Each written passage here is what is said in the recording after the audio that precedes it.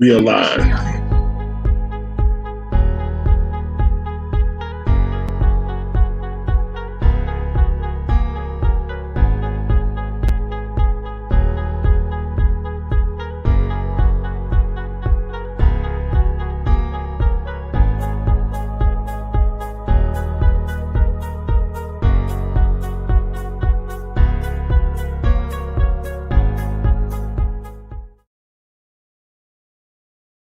"22 million black victims of Americanism are waking up, and they're gaining a new political consciousness, becoming politically mature. And as they develop this political maturity, they're able to see the recent trends in these political elections. Any minority that has a block of votes that stick together is in a strategic position. Either way you go, that's who gets it. You're in a position to determine who go to the White House and who stay in the doghouse. You're the one who has that power. You and I have never seen democracy. All we've seen is hypocrisy.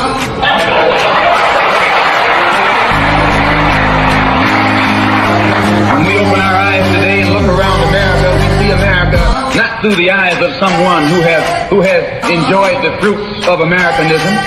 We see America through the eyes of someone who has been the victim of Americanism. We don't see any American dream. We've experienced only the American nightmare. We haven't benefited from America's democracy. We've only suffered from America's hypocrisy. And the generation that's coming up now can see it and are not afraid to say it. And are not afraid to say it. And are not afraid to say it. And are not afraid to say it. And are not afraid to say it. And are not afraid to say it. And are not afraid to say it. And are not afraid to say it. And are not afraid to say it. And are not afraid to say it.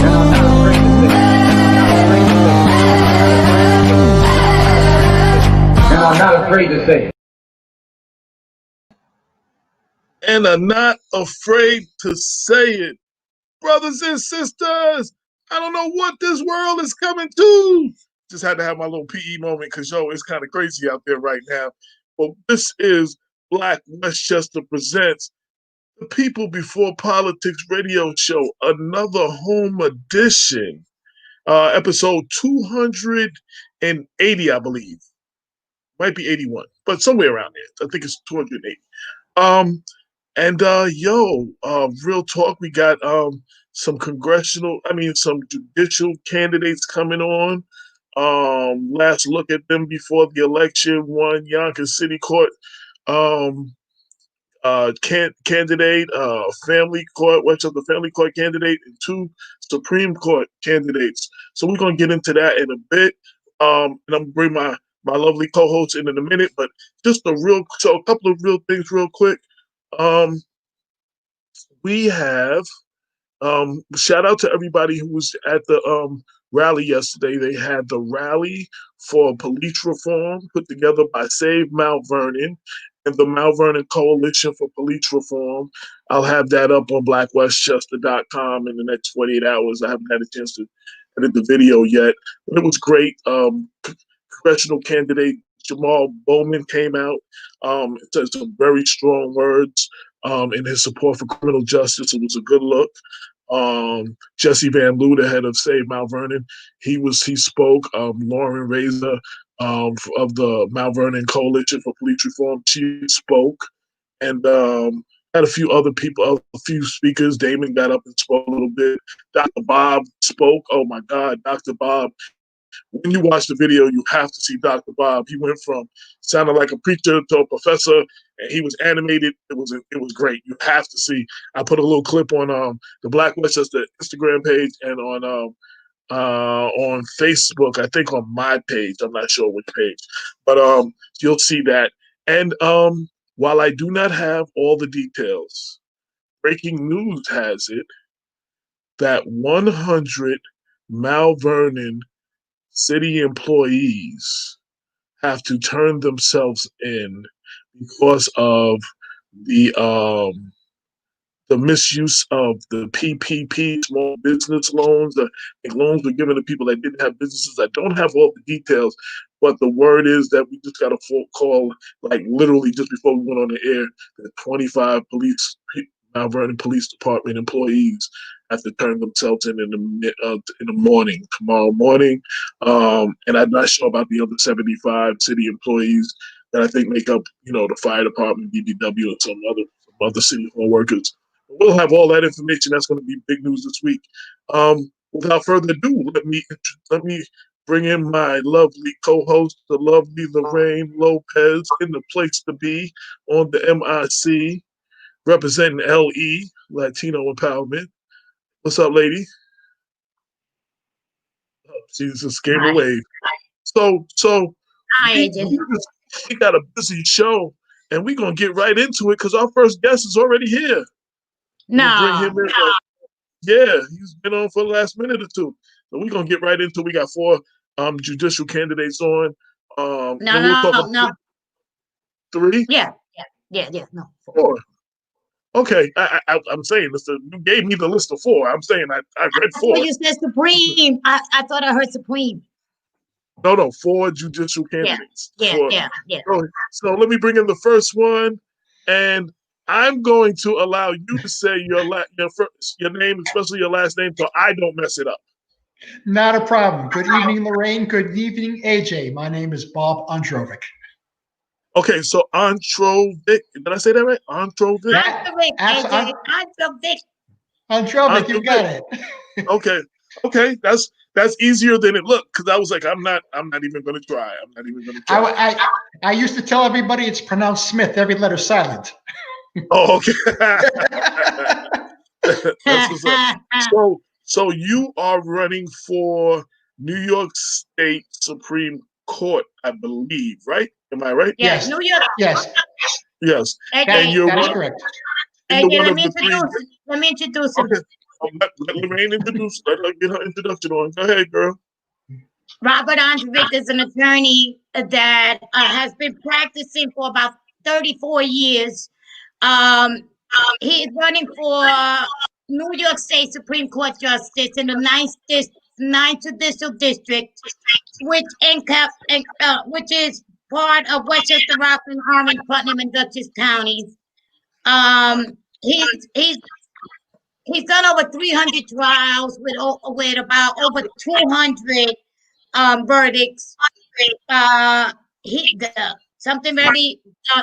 been nominated and reviewed by his peers and others, and has won 6-time New York State Super Lawyers award or honor. He's been endorsed, by the Democratic Party and another party, which he'll talk about. But there you go. That's who we have on right now. Thank you, Lorraine. Welcome. AJ. Yes. That was a great introduction. So let's start off real quick. I know there's a lot of questions you can't answer in a judicial candidate, but who is Bob, the person, not the candidate, the person? Tell us a little bit about the person. Right. I'm one of a family of 6 from a 1-bedroom, 400 square foot apartment in Queens. I came from a union family, and I remember growing up in the 70s and the 60s in the city, and whenever my dad was out of work as a union member, my mom would take us up and down Queens Boulevard asking for union cards, because whenever the trades weren't working, mom would take us up and down, dragging all the kids around. And if it was not a union site, I remember walking up and down with my brothers and sisters, with picket signs asking for a union job to get the guys back working again. Back in the 70s also, I remember sleeping out in the street corner in Westchester in Queens. You had to do that for 3 days to get your union card to go work for the summer if your dad was in the union. So we did that, but unfortunately, as a result of my dad's union membership, I received a full academic scholarship to Fordham University through the union. And then after that, I also went to Fordham Law School, where during my attendance at Fordham Law School, I also received an academic full scholarship. The person is, I don't forget where I came from. I didn't have anything really growing up, but I had success in law. And so I was able to take care of my parents later in life. It was my goal to leave my private practice and go into public service. That goal was delayed a few years. I took care of my mom and dad for 18 years. My dad from December 24th, Christmas Eve 2002, when I had to bring him to the hospital with a brain hemorrhage, until we buried him Christmas Eve 2005. But I kept my word to my dad that the apartment that we grew up in, it may have been small, but my mom and dad never wanted to have to move. They didn't want to go into a nursing home. They wanted to end their lives in that apartment. And after my dad passed, I was able to keep my word to my dad. My mom passed away July 24th, 2018, 3 weeks short of her 90th. But she was in that apartment for 68 years. And so I was proud, at least, of being able to go to law school and have a successful practice, that I could keep my word to my parents, that they did have that opportunity to stay in their home, their apartment. Like I say, it wasn't a lot, and there were a lot of us in it. But for them, that was their home, and I was able to go to keep them in it the entire time. And so that kind of delayed my going to private practice. Going to public service. It's expensive, taking care of elderly parents at the same time putting my kids through college. But then I was able to start campaigning full time in the summer of 2018, and then my turn came up, this year. But during this entire time, I've continued to be very active in the community. As a street city kid, I could have gone the other way. I had friends that kind of went the wrong way in life, and they're still friends of mine, but they went the wrong way. But I had some good people looking after me, and so I've been involved pretty much my adult life. A lot of things dealing with children, and a lot of it in town is with the school board. I'm on the Safety and Security Task Force. Unfortunately, with school shootings and violence, we have to worry about things like that. But we take it one step further, because children shouldn't have to feel safe just in their own physical plant of the building. They need to feel safe within their bodies, and feel safe emotionally. So I've been a mentor for several years in the schools. I have a little guy in the intermediate school. I'm his mentor, and we have a 7-year contract. And up until the pandemic, every Friday morning from 8 to 9, we meet. And whether he wants to talk about being from a broken home, talk about drugs, talk about homework, or if I'm wearing a suit and tie, that's the day he wants to play basketball. But whatever he wanted to do, we do. And unfortunately, now we're limited to just Zoom interviews and meeting like that remotely. But I made my commitment to him. I'm going to keep my commitment. And we're stuck with each other for 7 years, and we're going to make sure that we keep meeting. And I tell him, I can't save every kid, but I'm going to help to try and save him. I'm also involved with I got involved with the school's transportation task force. We had a drunk school bus driver last Christmas, and I had extra skin in that game. My mentee was on that bus. So I got involved right away with that task force, because we had to go deal with the emotional well-being and the harm that it did to the children. Fortunately, none of them were physically harmed. Emotional scars are sometimes worse than physical. I mean, you can get a cut and put a Band-Aid on it, but we don't have Band-Aids to put on emotional scars. So we work with the children and we work with the school district to try and make sure that they were all taken care of. As a personal thing, my background also, I race cars for a hobby. And I've been racing for over 25 years, and I'm also a racing instructor. But as part of that, we have a camp for children with cancer called Camp Good Days, upstate New York outside Watkins Glen. And since 2001, I've been volunteering with that camp. Every summer, except for this one with the pandemic, we take the kids around for the track for laps in our race cars, and we go have a car show at the campgrounds, and our sponsors raise money. And I think last 20 years over with our sponsors, we've raised over $250,000 for the children, and all the kids get to go for free. Parents with children who have cancer should not have to make a decision. Do I pay rent or do I do something for my child? All children go for free every summer. So it was sad that this summer was the first time in 41 years that we didn't do it. But I'm staying after my sponsors, and we're getting the money to come back next year and doing that. That's a little bit about. Do you race in NASCAR? Do you race in NASCAR? No, not NASCAR. I do. I started off in open wheel formula racing back in the 90s. And then I picked up, I don't know if I'm allowed to go plug any sponsors, but I picked up an Acura NSX in 1999. I started racing that in 2001 and been involved with Acura and Honda's racing program. I have friends who have teams that are still competing with the new NSX. How to get that plug in there. I've done some instructing work over the years as well. I've kind of backed off the last few years. I'm getting a little bit long in the tooth to try and continue doing this seriously. I will do instructing. I do work with advanced defensive driving techniques for teen drivers, as well as helping out with educating teens about the dangers of distracted and impaired driving. So my time on the track now, it's more going to be charity work to avoid any additional risks that I've kind of taken over the years, and giving back more either with charities like with the children up the camp Good Days, or with teen drivers to make sure that they understand how to go handle a car, and that texting is dangerous, drinking is dangerous, any impaired driving, any distracted driving is dangerous. So just trying to make sure we keep the kids alive and healthy. So like a lot of my audience, we try to teach, educate people as much as possible. Now, what's the difference with the different courts? I know the city court judges handle up to like misdemeanors, and then the county court handles felony. Can you break down the courts up to what it is that the Supreme Court does in the state? Sure. Supreme Court, a lot of people get confused with that because they think the United States Supreme Court, which is the highest in the land. The Supreme Court of New York State is actually the lowest of three tiers. It's a trial court. They do civil cases only. The distinction is within the 5 boroughs of New York City, the Supreme Court will also handle criminal matters. But outside of New York City, like in Westchester County Court will deal with the criminal matters as opposed to the Supreme Court.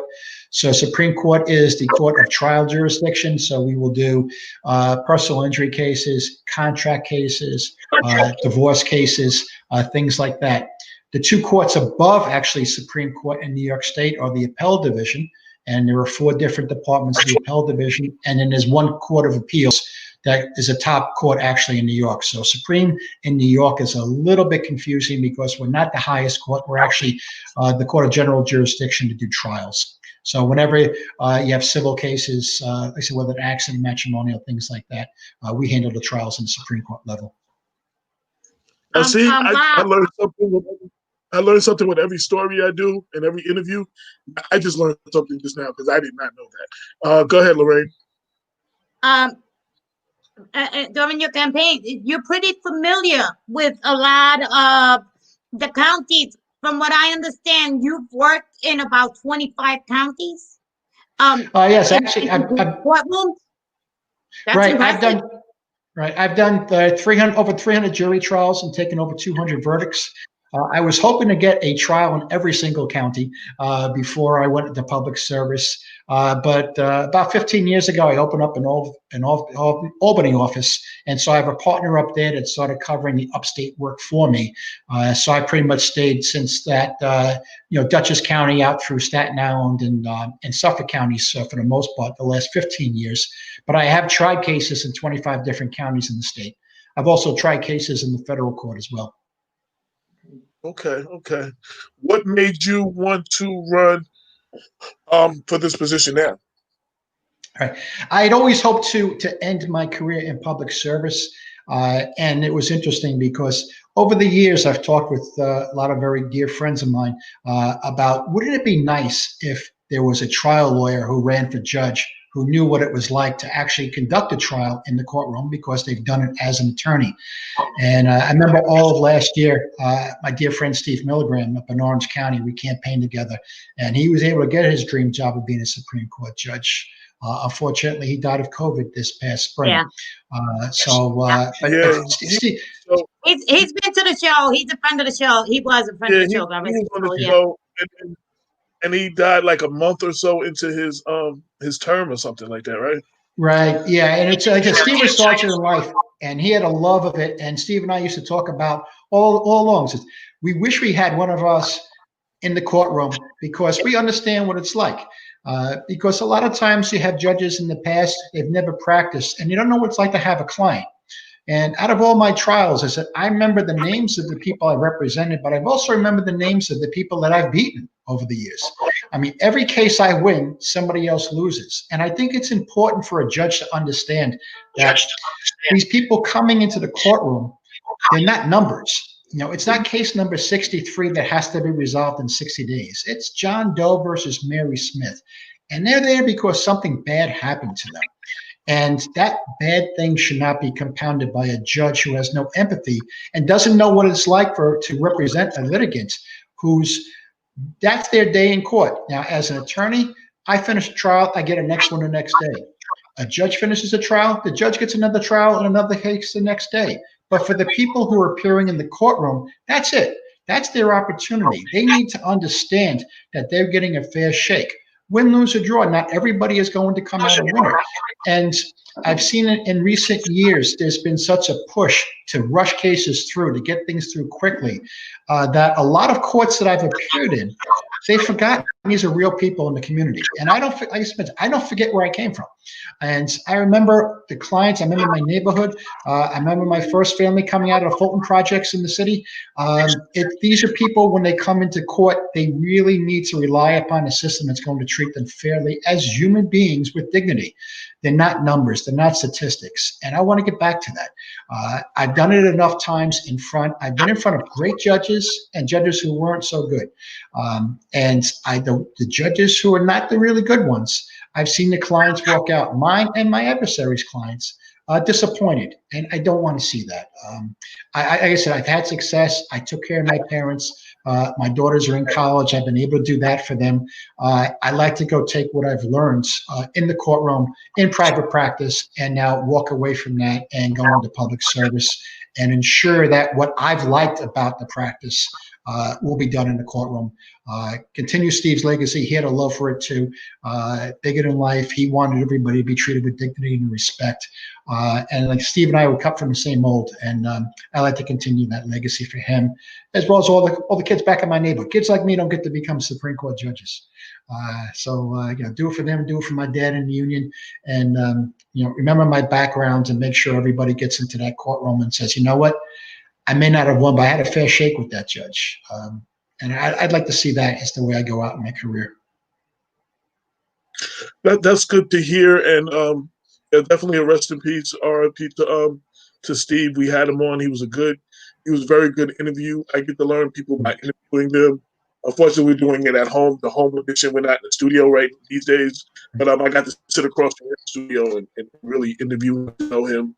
And I was sad when I was like, oh, he just got in. I was sad to find out he had passed.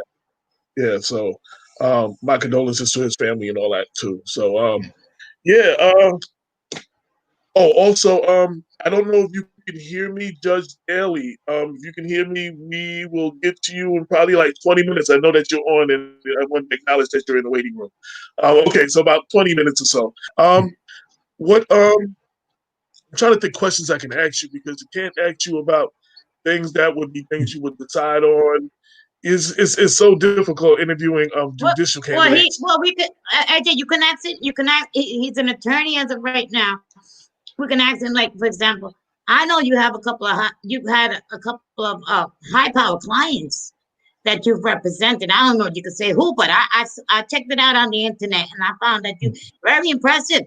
Also, you're a photographer, because I follow you on Facebook.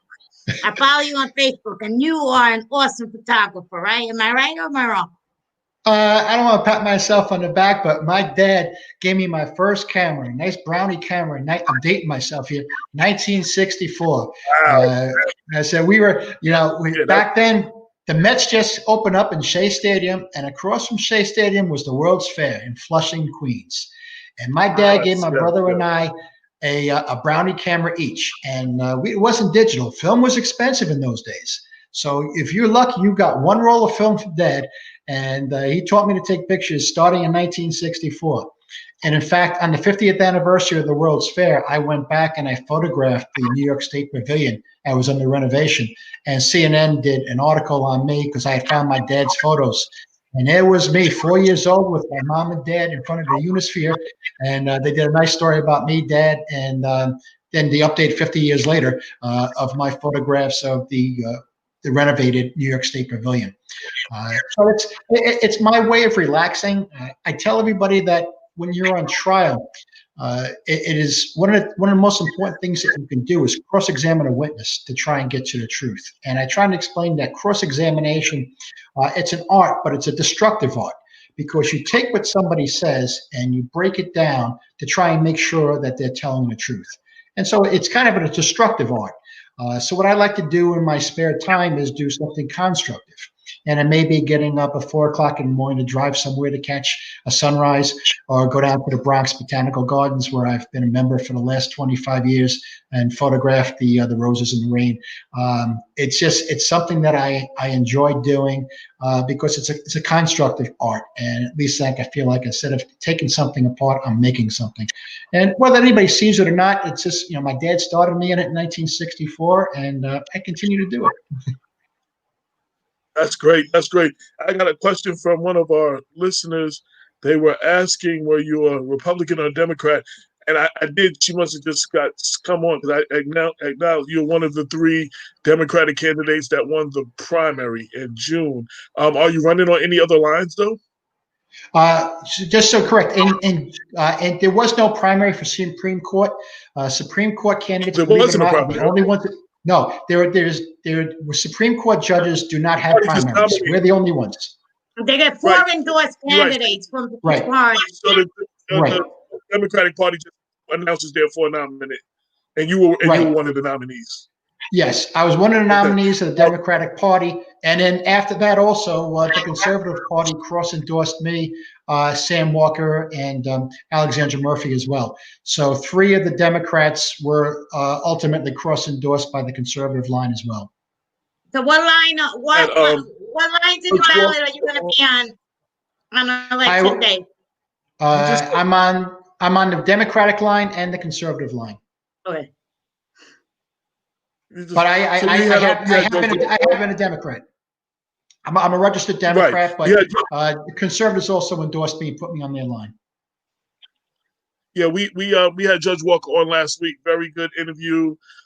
Very wealth of knowledge in the 22 minutes that he was actually on. I learned more from him than I've learned from anybody in a very long time. I still learn from him. I love Judge Walker. I still learn from him. Absolutely, absolutely. Where can somebody get one of these? Oh, that's a great sign, Lorraine. I have about 400 left. If somebody wants one for their lawn, how can they reach out? All they can do is just go through my campaign Facebook page on Drover Campaign. Let me know an address, and I'll be happy to drop one by. I said I've got a few hundred left. A lot of the unions have been putting them out for me, and so I should have enough in case there's any requests for signs. I can get them down to people. So we've done signs. We're doing face masks now. So I don't know if you don't have one of my face masks yet, Lorraine. And the campaign sanitizer. Welcome to the pandemic world of campaigning. Yeah, I'm collecting a face mask collection. So yes, I definitely would love one of those for my collection. Absolutely. It's a strange year. Yeah. So we now you said Supreme Court, New York State Supreme Court doesn't really deal with criminal cases, right? That's what you did say that, right? Right. Outside of New York City, the 5 boroughs will still have Supreme Court judges. But up here, it's a county court does criminal, civil only for Supreme. So let me ask you a question because this won't be something that you have to deal with. After the George Floyd killing, there's been a lot of conversation about criminal justice reform, and there's been a lot of trying to get legislation, and voters are picking judges now that deal with criminal cases. With that in mind, how do you feel the court is progressing in that area? If you can speak to that, since that's not something you would actually be ruling on.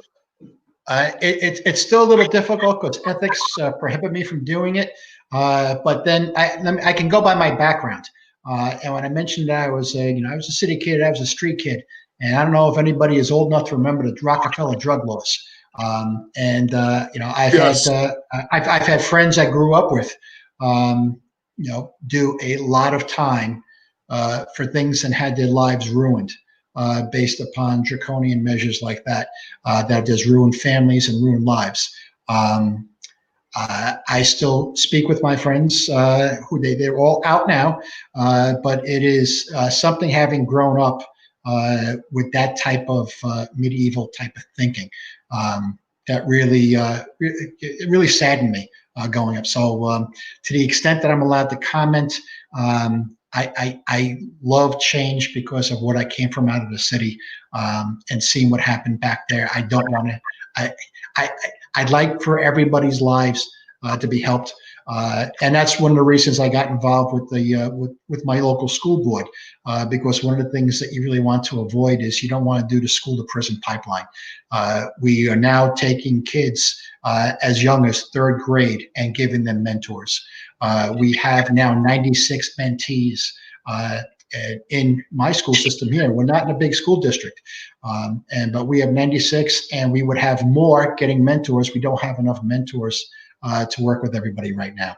So we're trying to expand that. We're trying to get bilingual mentors to help the immigrant families coming in. The children, a lot of them are first-time English speakers, and we're trying to make sure we get them early on, as young as third grade, because what we found is if you can work with the child and they know that they have somebody who's there for them every single week, and a lot of these kids are not from bad homes, but the parents work. And so the kids come home, and I was like that. I was a latchkey kid. You know, my mom was a secretary. My dad was in the union. You had the key around your neck. You'd let yourself in the apartment. You did your homework in your bed. You got 4 kids in the one room. Everybody's got their own corner. You did your homework. Mom came home at 5:15. She started cooking dinner for Dad, who was home by 5:45. You sat down, you ate, you went back in your bed, and you did your homework in your bed with everybody else. But nobody was watching us during that time. And so what we're trying to do now is making sure that the children from a young age at third grade have somebody to go look after them and speak with them on a regular basis, keep them on a straight and narrow. So this way, when they get older and more likely to get in some trouble, they've known there's been an adult in their life the entire time who cares about them. And we want to avoid that whole that school to prison pipeline. You don't want to start suspending kids if they make a mistake and calling the police on site. You want to have the students involved meet with the guidance counselor, school psychologist, and meet with each other. If there's a fight, you don't call the police to go have one kid dragged out in handcuffs. You sit down and let the kids talk about it. I mean, that's what they did. I had 19 years of Catholic school. If anybody hit you, it was the nun or the priest doing it. But they sat down and he said, you talk it out. And you didn't call the police. You didn't get the kids in trouble that way. Nobody was being arrested. You work it out. And that's what we're trying to get more and more into again.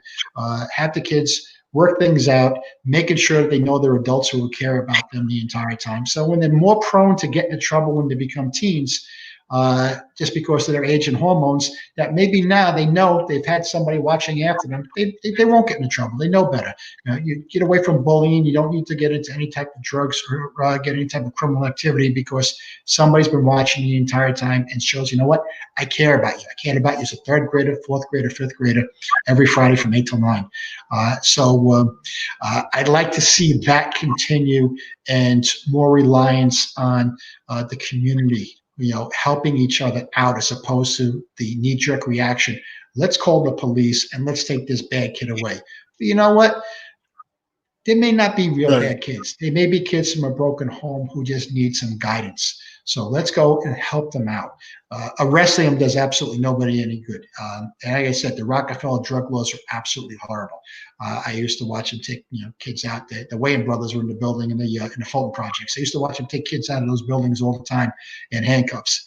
That didn't do them any good as teens. We need to be able to make sure that we have people show that we care for our kids, and you should go from school to school pipeline, not school to prison. I'm glad to hear that coming from a judicial candidate. We always talk about that.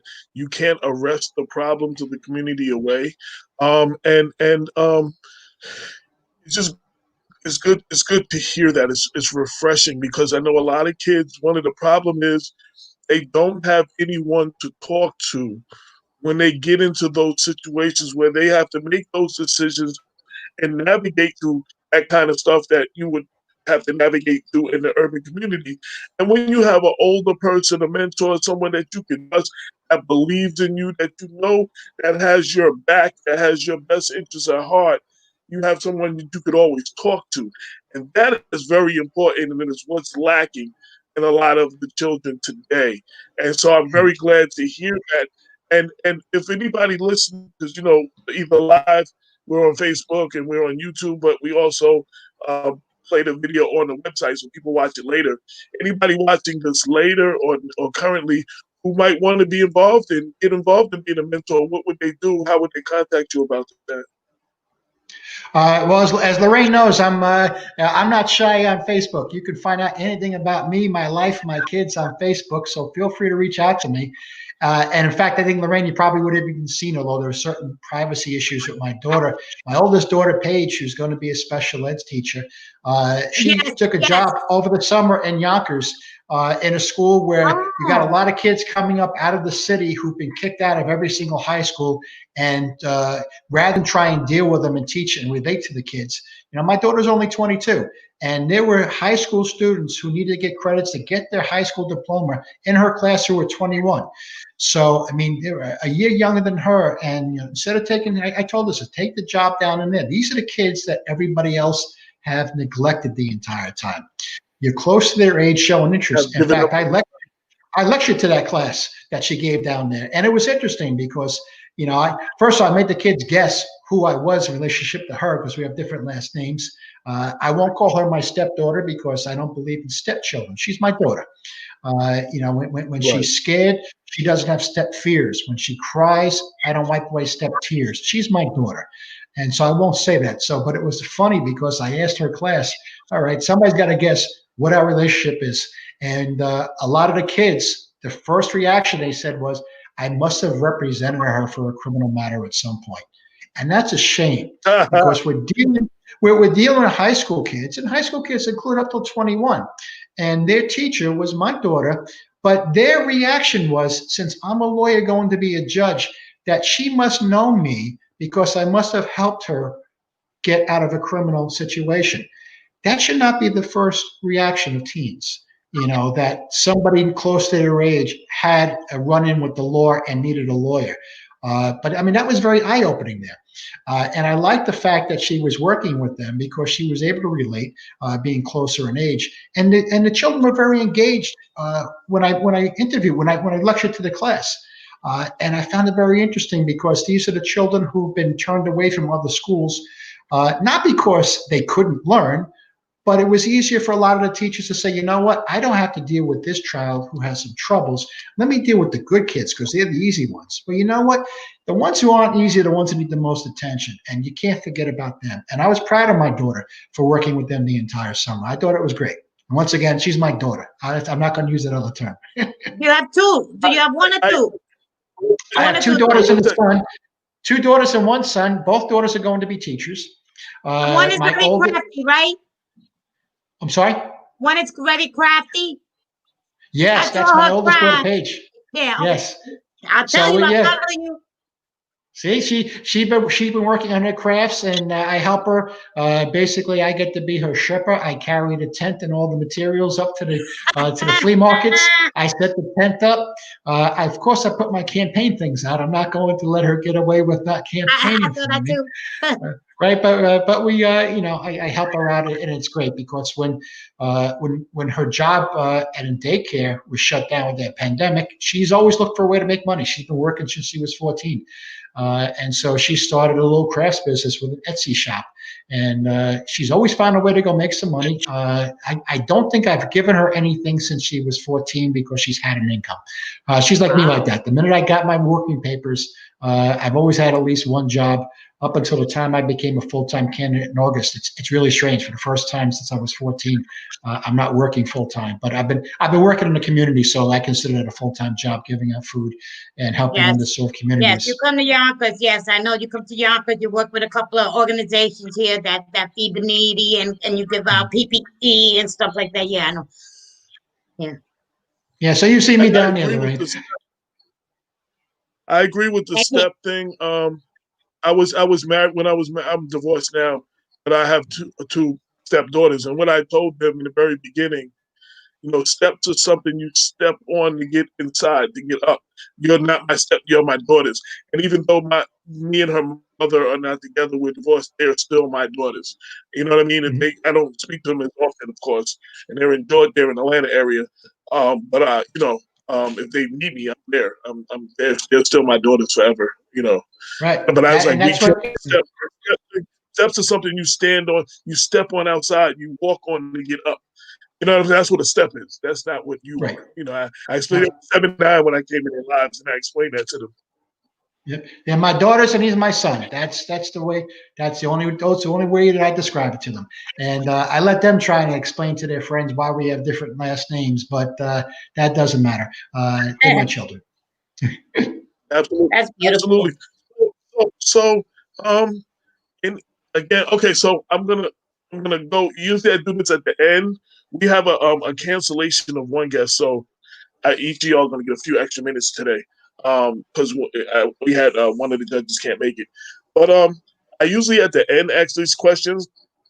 Then I'm gonna get them out there now. Then we'll go back to the regular campaign questions. Get ready. So when I started with when we started interviewing judges, I started asking them two questions that had nothing to do with the campaign. I used to be in entertainment. I used to act rappers and actresses these questions for like the last 20 years. The first one is, if your house was on fire and you could only grab three things, what would they be and why? I grab my wife and 3 kids and carry them all out. That's one. Then I get my little rescue puppy. That would be second. Blue black one. Yeah. I love that. And then third, I would carry out in my home office. I have like a curio cabinet. And in that cabinet are a lifetime worth of memories. I have my dad's camera that his brother bought from a pawn shop and gave it to him to take to World War II. I have in that my dad's dog tags from World War II. I have the ashes of the only 2 dogs that I've ever had before this rescue puppy, because as a city kid, there was no room for animals. So I have the ashes of my 2 dogs. And then I have the memories of some wedding photographs from my parents.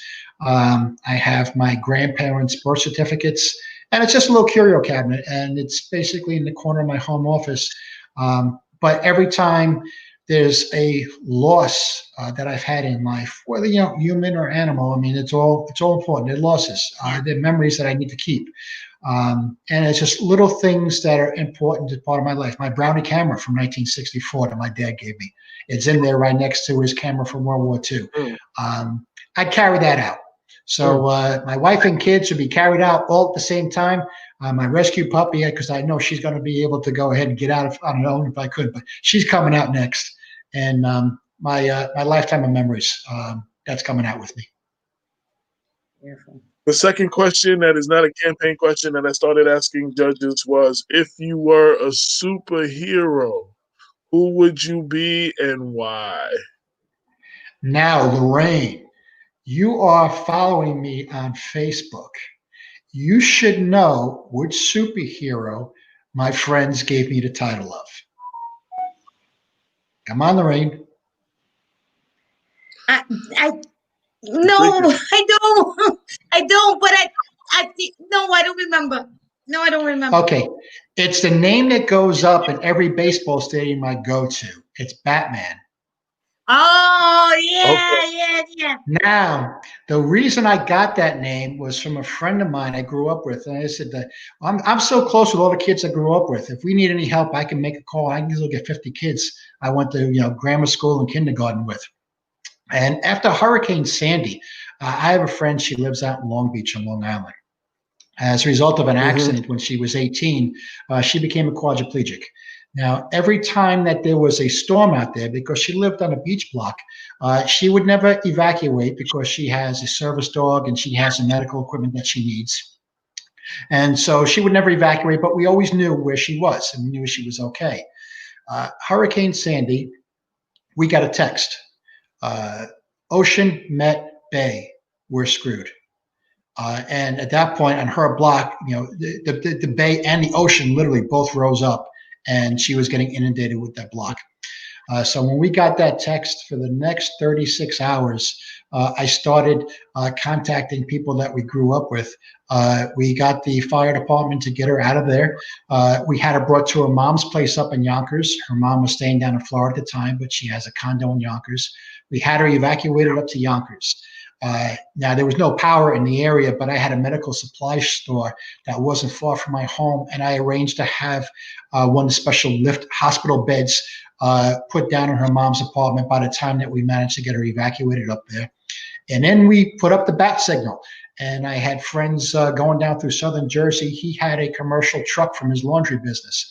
We needed to be able to get that truck from southern Jersey to Long Beach to pick up her special wheelchair, the powered wheelchair, and some medical supplies in the house that was now underwater, and get that from Long Beach up to Yonkers and get that truck back to southern Jersey when you couldn't get more than 4 or 5 gallons of gas. So we just had a gas chain. And we arranged for various friends that we grew up with in various areas between New Jersey, Long Island, Yonkers, back to New Jersey. And over the course of 36 hours, Liz had a hospital bed in her mom's place. We had her supplies. We were able to get her chair out of the Long Beach home. And we called in favors from every police and fire department to get on her flooded block and evacuate these things.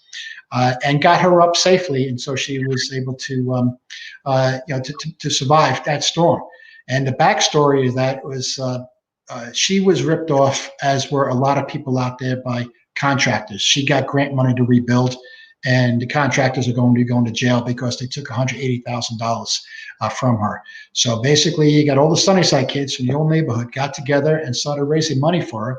And then when that wasn't enough to go ahead and do it, the whole community came together. And if you could push a broom, you pushed a broom. If you could do sheetrock, you did sheetrock. You raised money, you raised money. She's back in her rebuilt home. It has an elevator because now the house had to be lifted on stilts in case it floods again. But she's back in, and it took a while. But through all of that, she started nicknaming me Batman. And so anytime I went to another baseball stadium, and she needs a lot of medical care, and a lot of times she's in hospitals. And if I'm in a baseball stadium, I know she's in the hospital. They put up they put up a message on the board: "Dear Ms. Liz, get well soon. Love, Batman." And I take a picture of the scoreboard, the giant screen, and I text it to her whenever hospital she's going to be in. And so it just I pick Batman, and I think pretty much anybody I grew up with would say, "Yep." And that's the backstory of the Batman name. So now you know that, Lorraine. There you go. There you go. There you go.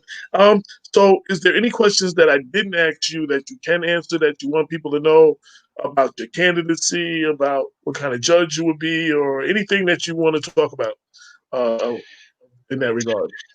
Well, what I can say is this: I've interviewed, and I started interviewing with the judicial screening committees last year, and every committee I've interviewed with has given me the highest rating that committee gives out. So I'm very proud of that. And I've done everything that a Supreme Court judge would have to hear, except I've done it as an attorney. So I can hit the ground running on day one. I understand what the cases are about, and I don't need to go ahead and learn on the job. So at least I'm starting off knowing what the law is, and I want to go bring at least the empathetic side that I think I've demonstrated in the communities over the years, both growing up, helping out during the pandemic especially in the Yonkers area. And since I've been out in the community the entire time, when people come into my courtroom, it's not going to be a foreign experience. I've gone from representing people to working in the community my entire adult life. I understand what it's like to be in trouble and to need help. And I think that sometimes judges think that they have to be a little bit cold and standoffish, and I think that's the wrong thing to do. You can't leave your empathy at the door, and you have to be able to bring it in and understand. You need to be able to go feel for the people who are in front of you. And I just like to go take what I think I've demonstrated in the community over the years and say, expand it now into a courtroom. And I that's the way I like to go in my career, being the person to say, you know what, he's okay. All right. So, any last words? We're going to get into our next candidate. Any last words? Website, how people can reach you, if they want to donate, if they want to learn more about you, volunteer, whatever. Well, if they want to learn about me, my website is androvicforjustice.com. My Facebook page is Androvic Campaign. And although I appreciate you asking about people for donations, as I've told other people, I have put my own money into the campaign. This is difficult right now for people with the pandemic. A lot of people are out of work. I've delivered food to a lot of people who just couldn't afford to get that next hot meal for their families. I would prefer to see people put the money into their families. I always appreciate when somebody makes that offer. I have been successful in my career. I have put my own money into my campaign. I would list at this point. I would just ask, take care of your families first. I could always appreciate money. Campaigns are expensive. Family's important. Food's important. Take care of your families. I've been lucky. I've been lucky in life and fortunate. So I could pay my own way at this point. But thank you. AJ, can I ask one last question? Absolutely. Well, yeah. Then we have to go. I know that during COVID, you and your daughter, you have a daughter that goes with you to all the games, and it was really sad when you couldn't make the games because of COVID. I remember that a couple of months back, you spoke about that. But the question I have for you is 5 counties, New York State Supreme Court Justice. When you win, where would you be presiding? Ultimately, what happens is, since I would be filling a Westchester seat, eventually I would come back to Westchester. Usually the new kid on the block gets assigned either on the road for 2 years or in a matrimonial part in Westchester. Now, the betting money was that I would be going to Dutchess County for 2 years to relieve Judge Hal Greenwald, who came out of Yonkers and will be coming back to Westchester. I know him. But there was I don't know if you heard, there was the Tuesday morning massacre last week. At 9:45, 46 judges were told that they've reached the age of 70, and although they can normally stay till 76, they were not going to be allowed to sit anymore. So we lost 46 Supreme Court judges in the state, including 2 in Westchester. So given that there are now real shortages of judges, I honestly do not know what's going to happen with me. I could be assigned anywhere in those 5 counties. Originally, I thought it would be in Dutchess for 2 years, but I know we are now shorthanded in Westchester because of all those judges being told last Tuesday morning at 9:45. Guess what? December 31st, you're out of a job. That's really thrown a lot of a monkey wrench into this, to say the least. So does that mean that January 1st next year there's going to be 25 opening? Well, no, it's what happens is in New York State as a Supreme Court judge, when you turn 70, it's mandatory retirement age. But if you pass a physical, you're allowed to reapply for certification every 2 years for up to 6 years total through the age of 76. There were 49 judges who applied for certification this year because they were 70 or over. 46 were denied. So there were 46 less judges. And so normally what would happen is, like next year, Judge Bill Giacomo would be aging out, and it would be his seat in theory that I would be elected to. But he could continue serving for up to 6 more years. He was told December 31st is his last day. So normally Judge Giacomo and I could be in the same building at the same time. But since he was told he's out of work, that is one less judge. So instead of having 2 of us there, there's one less judge there. So that means the backlog that we have from COVID is going to have to be handled by less judges. Holy. We have one last question. It has to be an absolute last question. Who were the 2 judges we lost in Westchester? And I have to ask you to be brief so I can go into my next guest. Sure. Judge Giacomo and Judge Ecker were the 2 Supreme Court judges out of Westchester who did not get certified. Okay. Thank you very much for appearing on the show, for your time. I wish you the well. I look forward to seeing what you do on the bench, and I appreciate the whole thing with the kids and working with the kids, the mentorship and understanding the school to prison pipeline and not trying to be part of that. That's very big to me. So I was moved by that. But I wish you well, and thank you for appearing on the show. Yes. Thank you for having me in the rain. I loved those hats yesterday. Thank you. Be well. Favorite. Okay. Thank you. Be well. Be safe, everybody. Take care. Bye-bye. Okay. Bye. Now we're going to move into our next guest. Um, Judge Daly, with Tom Daly. Yonkers City Court candidate Tom Daly. Welcome to the show. Hello. Hello, hello, hello. How are you? Lorraine, would you like to set it off? Yeah, How are yeah. you, Hi, Judge Daly. Judge Daly is actually a sitting judge now. He's running for right now, sitting. he's running for re-election. He's a Yonkers City Court judge. He's also served at the family court Right. as well as a judge there. But he's sitting now. He's the only one on the ballot that's been elected twice. Am I correct? Correct. That is correct. Okay, twice. Well, I've been running longer than that, Lorraine. I'll show you something, and AJ. I don't know if you can how well you can see this. Yeah, we can see it. Okay. This is 27 years old. Holy crap. Older than half the people who can vote for me. Because that's for my first race in 93 when I ran and lost. Mm.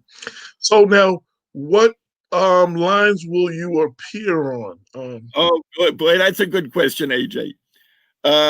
Every time I've run, no, I shouldn't say every time, but in 2000 when I won and in 2010 when I ran, I had the endorsements, and it was on the lines of every party except the Republican Party. Okay, I'm a registered Democrat. I ran with the Democratic line, and the other parties endorsed me: independent, conservative, and working family. In 2010, it was the same thing. This year, the same parties endorsed me, before the petitioning process, before the primary process, and the Republican Party also endorsed me. And there were 3 openings. The Democrats and the other parties endorsed 3 people for each of those openings, but the Republican Party only endorsed me. They didn't want to do it for anybody else, but the leaders said, out of respect for your record on the bench, your tenure, and your service to the city in other ways, we want to put you up and we want to give you our line. Well, then came COVID. The petition process went a little screwy, and I ended up not on 2 of the lines of the parties that endorsed me. And then there came a primary, and there were 5 candidates for the 3 spots. Myself and 2 others were endorsed by the party, and 2 were not. But those 2, in addition to one of the endorsed candidates, won the primary. So now here I am after 30 years running as a Democrat. I only have the Republican and conservative lines. Oh, wow. Wow. However. Wait, you're on both lines? You're on the Republican and conservative? Okay. And Chuck Lesnick, you know Chuck, right? Yeah. He was the first prominent Democrat, former office holder, well-known, respected, gung-ho Democratic man. He came out with I guess it first was on Facebook, then it went onto the internet, and then it was reprinted in the Yonkers Rising paper, a statement as to why Democrats should vote for me on the Republican line. And what was that statement? What it was a statement about it was a long thing. Record. You probably came across it. I don't know if everybody listening had done so, but if you look it's in the Yonkers Rising from last week. It's been on. It's getting around even more now, because more and more Democrats are coming on board and saying, whatever else you do, we have Judge Daly here. He's been a judge for 20 years. He's always been a Democrat. Vote for him on the Republican line and keep him on the bench. And of course, my wife has been an active Democrat. Unlike a lot of other political wives, some of them don't get involved. My wife got thoroughly involved and has been involved in the Democratic Party for many years as a ward leader, district leader, working for the party and so forth. So I don't know what's going to happen. It's a crazy year. It's been a crazy year so far in so many ways. And we'll just see. So I'm just running as hard as I can. I've gotten support from all kinds of quarters, different parties, different people. up and down the spectrum. And it's been very gratifying. And I said to my wife the other day, win or lose, this has been some ride, but it's very gratifying that the friends we have made over the years in politics and in other organizations in Yonkers and just regular people we know, friends, neighbors, it's fantastic.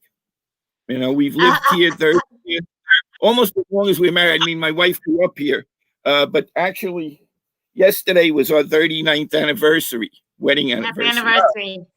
Thank you. My kids gave us this. I don't know if you can see this one. Oh, wow. It's the years. 20,498,400 minutes. Holy crap. That's minutes. Yeah, that's minutes. Yeah, so I said, yeah, about 20 minutes were okay, you know. How long is each term? 10 years? 10 years. 10 years. So I ran and you know, I had a little bit of other history. I was appointed back in 95 to a vacancy. And then I had a run that year, and that was an off year. It was only local races in Yonkers, and Judge Martinelli was my opponent. He won. He's retiring this year as chief now after all those years. So Michael Martinelli, really? Wow. It's one of the seats that's open because he's retiring. And but then I went to work right away for the court afterwards. He brought me on. He was impressed even then with my record, and as were other people. And so I've been associated with the court since 95. But the funny thing is about turnout and voters, I got more votes by myself in 2000, and I think in 2010, than Martinelli and I got together in 95.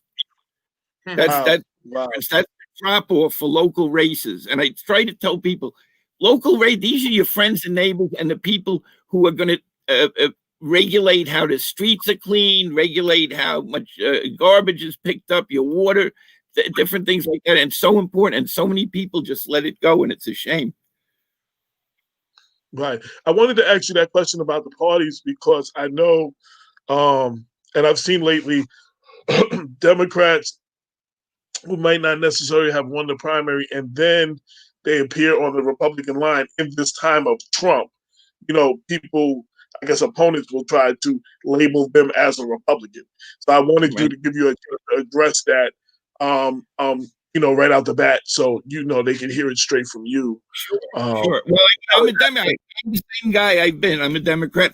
I have many Republican friends. The Republicans, knowing my record as a judge and my record of service in various community organizations, were happy to endorse me. There was no dissension from the Republican Executive Committee. Tom Daley, absolutely. And many judges in the past have been cross-endorsed. Judge Martinelli himself is a Republican. He's been endorsed, I think, 2 or 3 times by the Democratic Party. Sitting judges, Judge Quinones, a few years ago, it was his first run. He's a Democrat. He was endorsed by the Republican Party. So it's this is what Chuck Lesnick was referring to in his statement, that this is not an uncommon practice. It's been going on in Yonkers for 50 years. Either of the major parties, as a mark of respect for the sitting judges, will do this. And then the other parties, of course, have their respect for the person, too. So, you know, many times you might hear, and I'm sure you have, because I've had it over the years, I vote for the person, not the party. Well, I'm the person.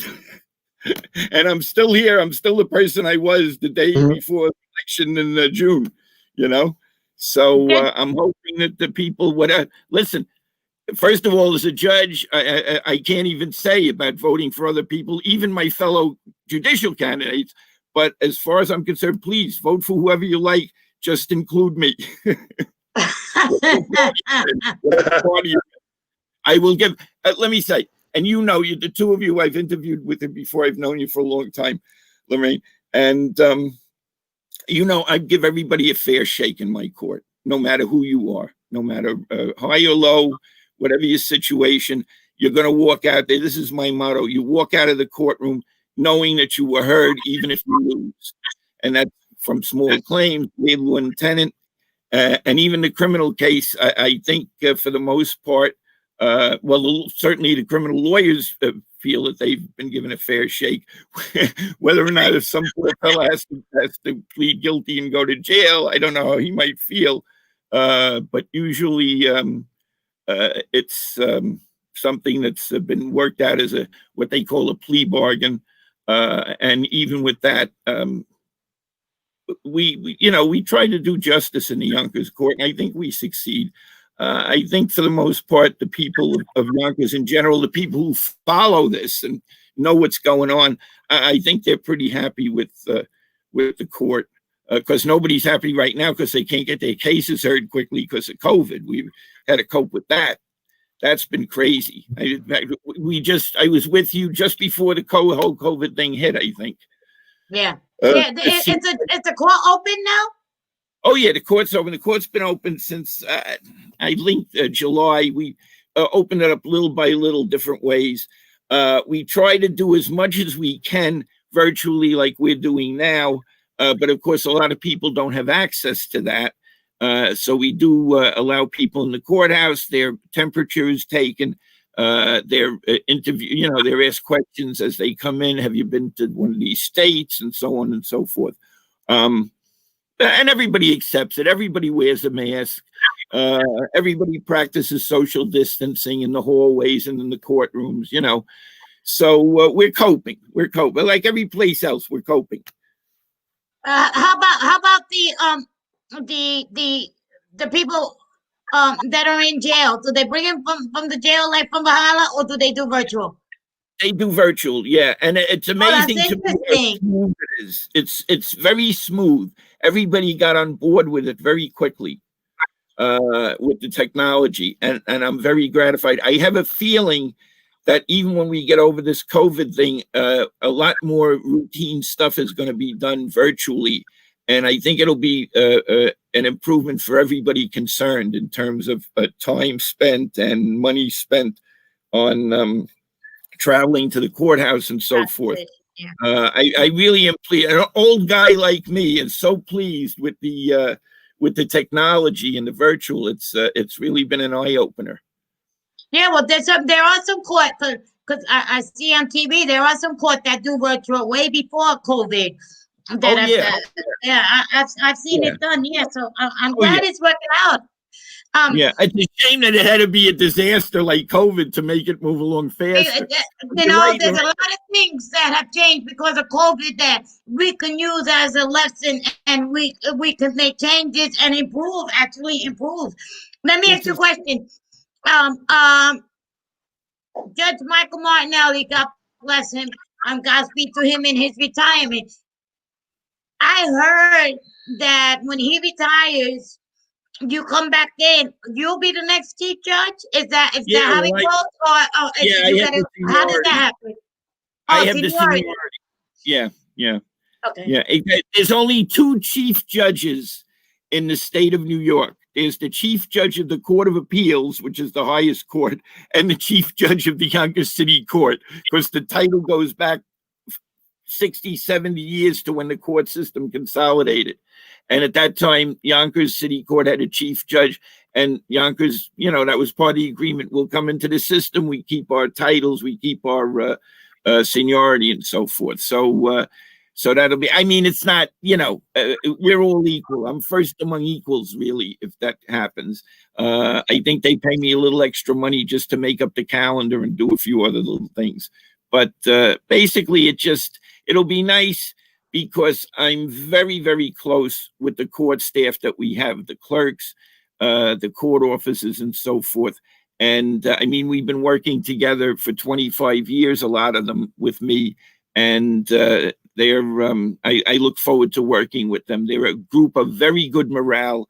They've coped with the problems of this COVID thing very, very well.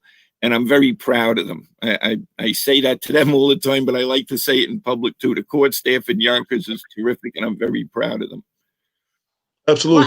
I just want to say, wait, real quick. No, I just want to say, I want to let our next guest, because they're in the waiting room, know it'll probably be about 15, maybe 20 minutes. So, just so you know when you'll be on, I didn't want Sure. you sitting there saying, when are you going to put me on? So thank you for your patience. We will get with you in about 15 minutes or That's so. Judge Williams, right?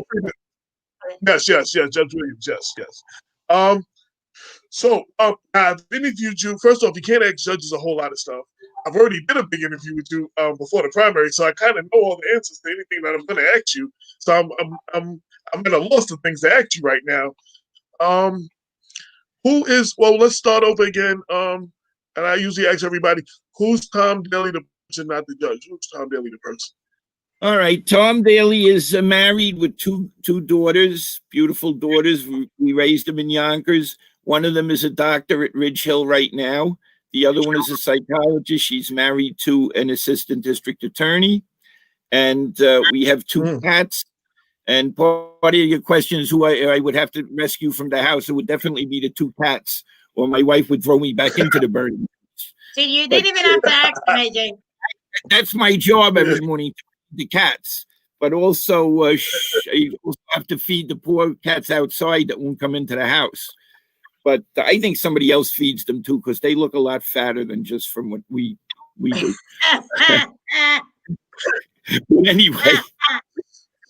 But anyway, I love cats. They're beautiful creatures. Dogs are fine too, but cats I love cats because they're independent. They look at you, okay, I'll sit down next to you for a little while, and okay, you better feed me. But dogs are like, thank you for feeding me, and please let me lick your face and everything. And they're loving and all like that. But I like cats. Leave me alone for now. The biggest I'm sorry. The biggest difference I always see between the dogs and the cats, if something is messed up in the house, the garbage is knocked over something, and you can look right at the dog, and you know the dog did it, and the dog will just have that look on face. The cat, if the cat did it, the cat will have this look like, what are you looking at me for? Like, it won't give up nothing. You just won't give up nothing. You never know the cat. Why are you looking at me? So that's the biggest difference. That comes in handy as a judge when I'm looking at a witness sometimes. Is this guy lying or not? You're acting like a all right. But anyway, yes, kids in Yonkers. We've been involved in a lot of organizations in Yonkers. The Yonkers Male Glee Club for a long time. I was in. Wait a minute. I have one of my things here in case I forget. Sons of Italy and the Hibernians. East Yonkers Kiwanis. I was in the choir and the parish council of St. Eugene's for a number of years. Knights of Columbus. Now, this is an unusual one. I was in a Revolutionary War reenactment group for many years, which we would go around doing demonstrations and in reenacting historical battles, like the Battle of White Plains, which, is right here. There's a lot of interesting stuff in Westchester because it was a real battleground during the Revolution. So we would go around, and one time a spectator asked my sister-in-law, how much do they pay these guys to do this? And my sister-in-law shook her head and said, it costs my brother-in-law about $2,000 a year to do this, because, you got to buy your equipment and your uniforms and all that stuff. But I enjoy it. I'm a big history buff, so I enjoyed that, doing that for several years. Now the knees are going a little bit, so I can just watch. But I didn't know there was a Battle of White Plains. Now that's something I'm going to have to look into so I can learn. When I lived in Atlanta, I used to see the reenactment of this. They do the reenactment of the Civil War there, right. And they actually act like, and there was a couple of battle spots right near where I lived. The Battle of Big Shanty and all that, but they actually act like they won. Though they're still in denial that they lost the Civil War. Yeah. Well, the British and the American Revolution reenactment act like they won too. In fact, one time I remember we don't have ammunition, but one time we were doing a charge and we charged this group of British, and by all the rules, they should have just either run or surrendered, and they just stood there. And the commander of our little unit got so mad at them for not following the rules. He said, "Next time we're going to use real bullets." I definitely got to look that up. The Battle of White Plains. It's something I got to learn something about. There's Washington's headquarters on a hill. It's not on Chatterton Hill. Chatterton Hill it was where the right flank of the American army was at the battle. So the British were coming up like up the Bronx River Parkway area, and they were attacking up there. And there's a little park right there where the Bronx River Parkway exits into the main street there in White Plains. And you'll see there's a cannon, a barrel of a cannon on a rock. For years, it had been at the side of the road on the Bronx River. I remember my father pointing it out to me when I was about 5. So that's probably how I started to get interested. But they moved it to a safer place at this park now. But you can go up and see it, and then they have information about the battle. And in fact, I have a friend. 55 years we know each other. And he's a great artist. He did commercial art. Now he's teaching art and shop at Riverdale Country Day School. And he taught me how to make, not make, you buy them, but the figures of the soldiers. And we were going to one day do a replica of the battle for the Washington's headquarters, but it hasn't come to fruition. But I still like to paint the little guys. I don't know if you could see in this one. Where am I? Oh, but I can't see them. There you go. But I like to paint these little guys. That's how I relax. You did that? You did that? You painted that? Yeah. You buy them, they're metal, they're pewter, whatever. And then you prime them with stuff, and then you paint them up. And I have books, what do they look like? How do you paint them and so forth. I just learned something else. One of our listeners said, very interesting, AJ. It started in Mount Vernon by St. Paul's. That's a historical church in Mount Vernon. Yeah. That's very good. I didn't know that either. Miss Johnson. Yeah, they landed in Throg's Neck, and they marched up. And St. Paul's used to do a reenactment every year, every couple of years. Yeah, it's quite. Have you done that?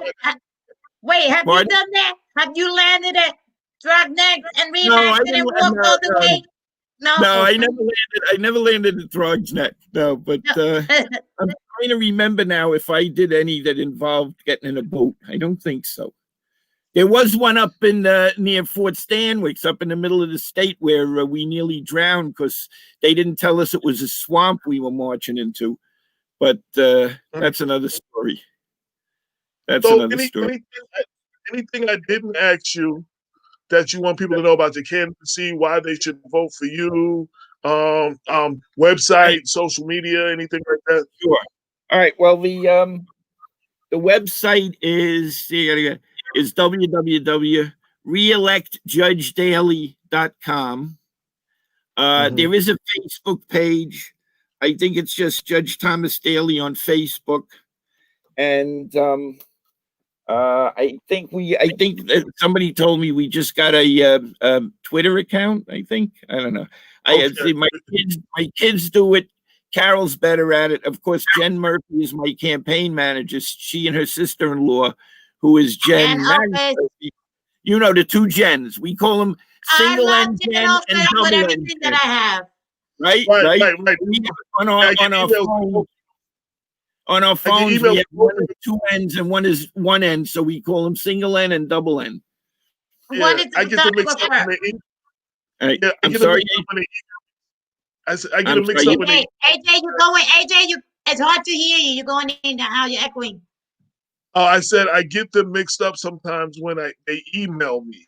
You have to see which one is you're talking to. Yeah. That's why we made sure one N for the one and two N's for the other one. But and they didn't know we were calling him that till one day we said, "Is it double N Jen?" She said, "I'm double N Jen." Yeah, but it's been a lot of fun. I tell you, it's been a weird year. Everything going on, COVID and all. And it's been a weird campaign. One of the lawyers who's followed me for a long time said, "You have never had an easy campaign, Judge." And it's true. I never had. But I guess it's the sweeter than when you win. So hopefully that'll happen. If I could be a superhero, be super vote getter, I guess. I have a good friend of mine that's one of your supporters, and I know she's a good friend of yours, Wanda London. Oh, Wanda. God bless Wanda. She's terrific. and she tells you what she thinks. So you know that's why when she's my she's friend. your supporter. When she's your supporter, you got it. It's yeah, she's terrific. Love Wanda. Yeah. So many people. I mean, people that I met in court, people that I met campaigning years ago, people in the different organizations. Wonderful people in Yonkers, and I think it shows. Yonkers has been a very there are problems like there are with everybody. Problems maybe with the community and the police and all, but from talking to people in the community, I don't get that sense that it's like terrible in other places. It's Yonkers is people know each other. Yonkers is the greatest place to live. I'm sorry? Yes, it's the most beautiful. Yonkers is the greatest place to live, in my opinion. It's wonderful. And I mean, luckily, my married a girl from Yonkers, because I would have been stuck in the Bronx in Morris Park where I grew up, Let me ask you a question, Judge Daly. Wait, one more question, AJ. I'm sorry. Are you age? What was it, AJ? Age? You know what I'm saying? Term limited by age. Age limited. Yeah, same thing. 70, yeah. But we didn't even get that little extra 6 years bump. So a lot of people would go and run for Supreme, so they'd get that extra 6 years bump when they were starting. I never wanted to.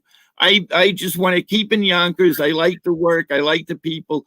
And I wanted to try to stint as chief judge for a couple of years and then retire. I mean, I don't know, retire. Maybe I practice law or whatever. But that's the story. All right. Any last words?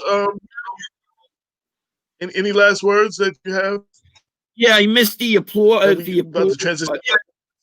I oh yeah, waiting to the imaginary crowd. Yeah. AJ misses it too. Yeah, I miss it. Yeah, and a couple other things about the studio. I love that stuff. Yeah, no, I love that stuff. No, last words. Please, people listening, vote for whoever you like, whatever party they're in, and whatever makes you feel appeals to your sense of what you need. Just vote for me. Absolutely. Well, we wish you the best of luck, and thank you for coming on again. And thank you very much. I appreciate it. I'll be glad to come on anytime, whether I win or lose. Pardon? AJ, he doesn't get the 2 questions because you already asked him before. I've asked him before. I've asked him already. He's gonna tell me. You've asked him already. And super vote getter. Yeah. I don't know if he's a super vote getter, but I like that one. All right. Well, once again, thank you for coming on. We're moving fast. We got I know you got to go, but thank you. It's been a pleasure, and thank you too so much. God bless. All right, Absolutely. Good night. And we are about to get into our next guest. Thank you for being patient. Judge Williams, how are you? Good. How are you, AJ? Can you hear me? Lorraine? Hi, how are you? I can hear you. I'm good. Can you hear me? Good. This is my first time interviewing you. My first time actually meeting you and interviewing you. Yes. So let me get right into it, and thank you for your patience. No problem. Who is Judge Williams, the man, not the candidate, but not the judge, the man? Tell us who. I would say, as a person, I'm a very laid back person, somewhat of a goofball sometimes. I enjoy being a father. That's probably my favorite thing, being a father and a husband, family man. I'm very, very close with my family. But other than that, I'm just, I'm kind of just an average guy. I'm from upstate New York, place called Batavia. I don't know if either one of you have ever heard of that, but it's a small. I did. All the way up state, yeah. Yes. And then you worked your way to Newburgh. Yes, all the way up next to the tundra. It's up there. Okay. But so I grew up there. And it was it's a city, but it's a very small city, very, very small city. So it's more like a town. And, I did a lot of, I can't call myself a country bumpkin, man. I mean, I did a lot of stuff like fishing and playing football and stuff like that growing up. So, I'm just, kind of an average guy, I would say. Judge Now, Williams, I'm go sorry. ahead, Lorraine.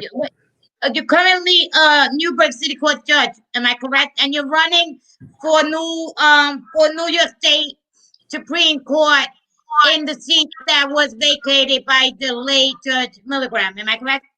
That is correct. Yes, Okay. the late Judge Milligram. I mean, and it was kind of, obviously he was just elected last year.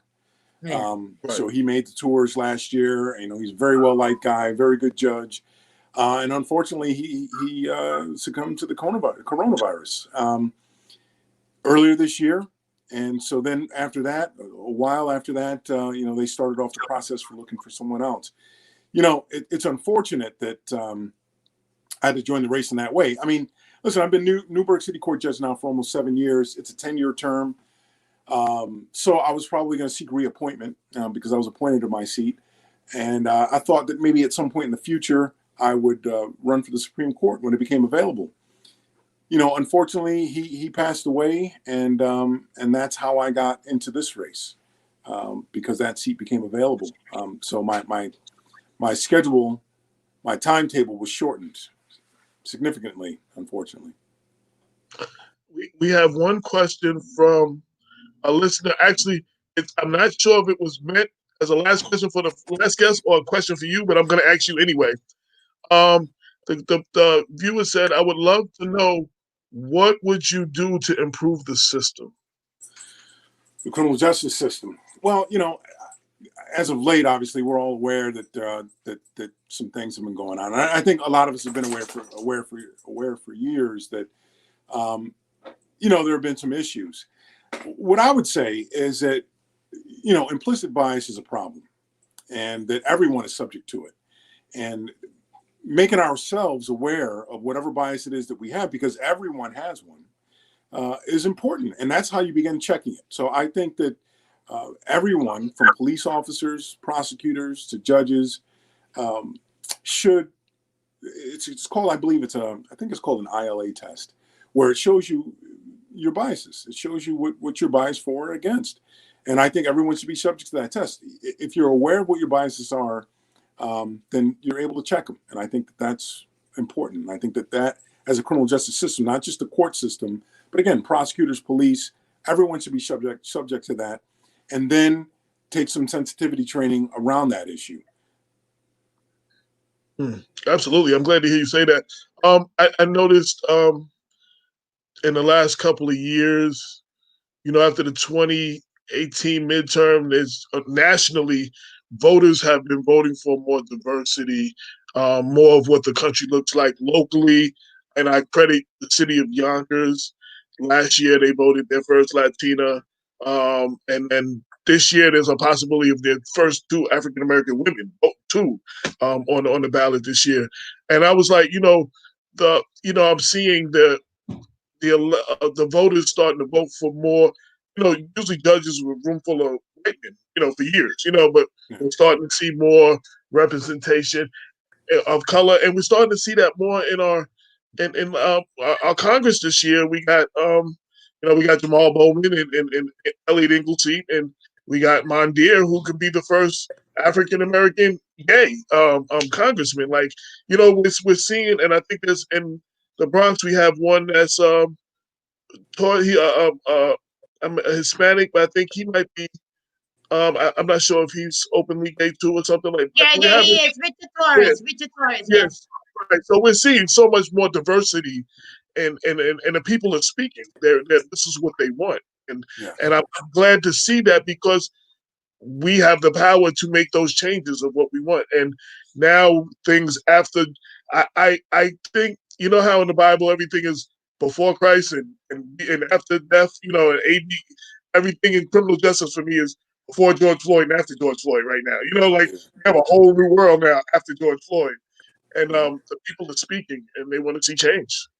I agree, but that's what our country looks like. It looks like the diversity that we're now putting on in positions of power.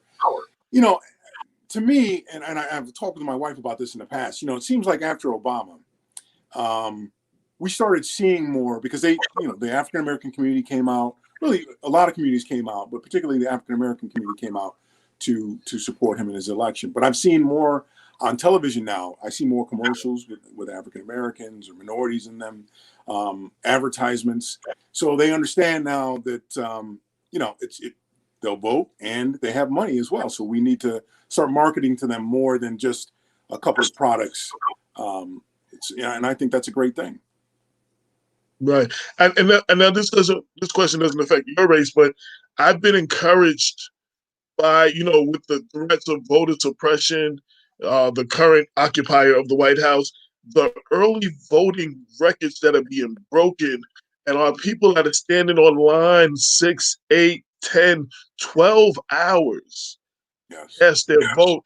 Even people who had already had their mail-in ballot because they're not sure what the postals are, they came in and they turned back. They said, no, I want to vote in person. And they stood online for 10 and 12 hours. Like record numbers. I mean, it encourages me a lot.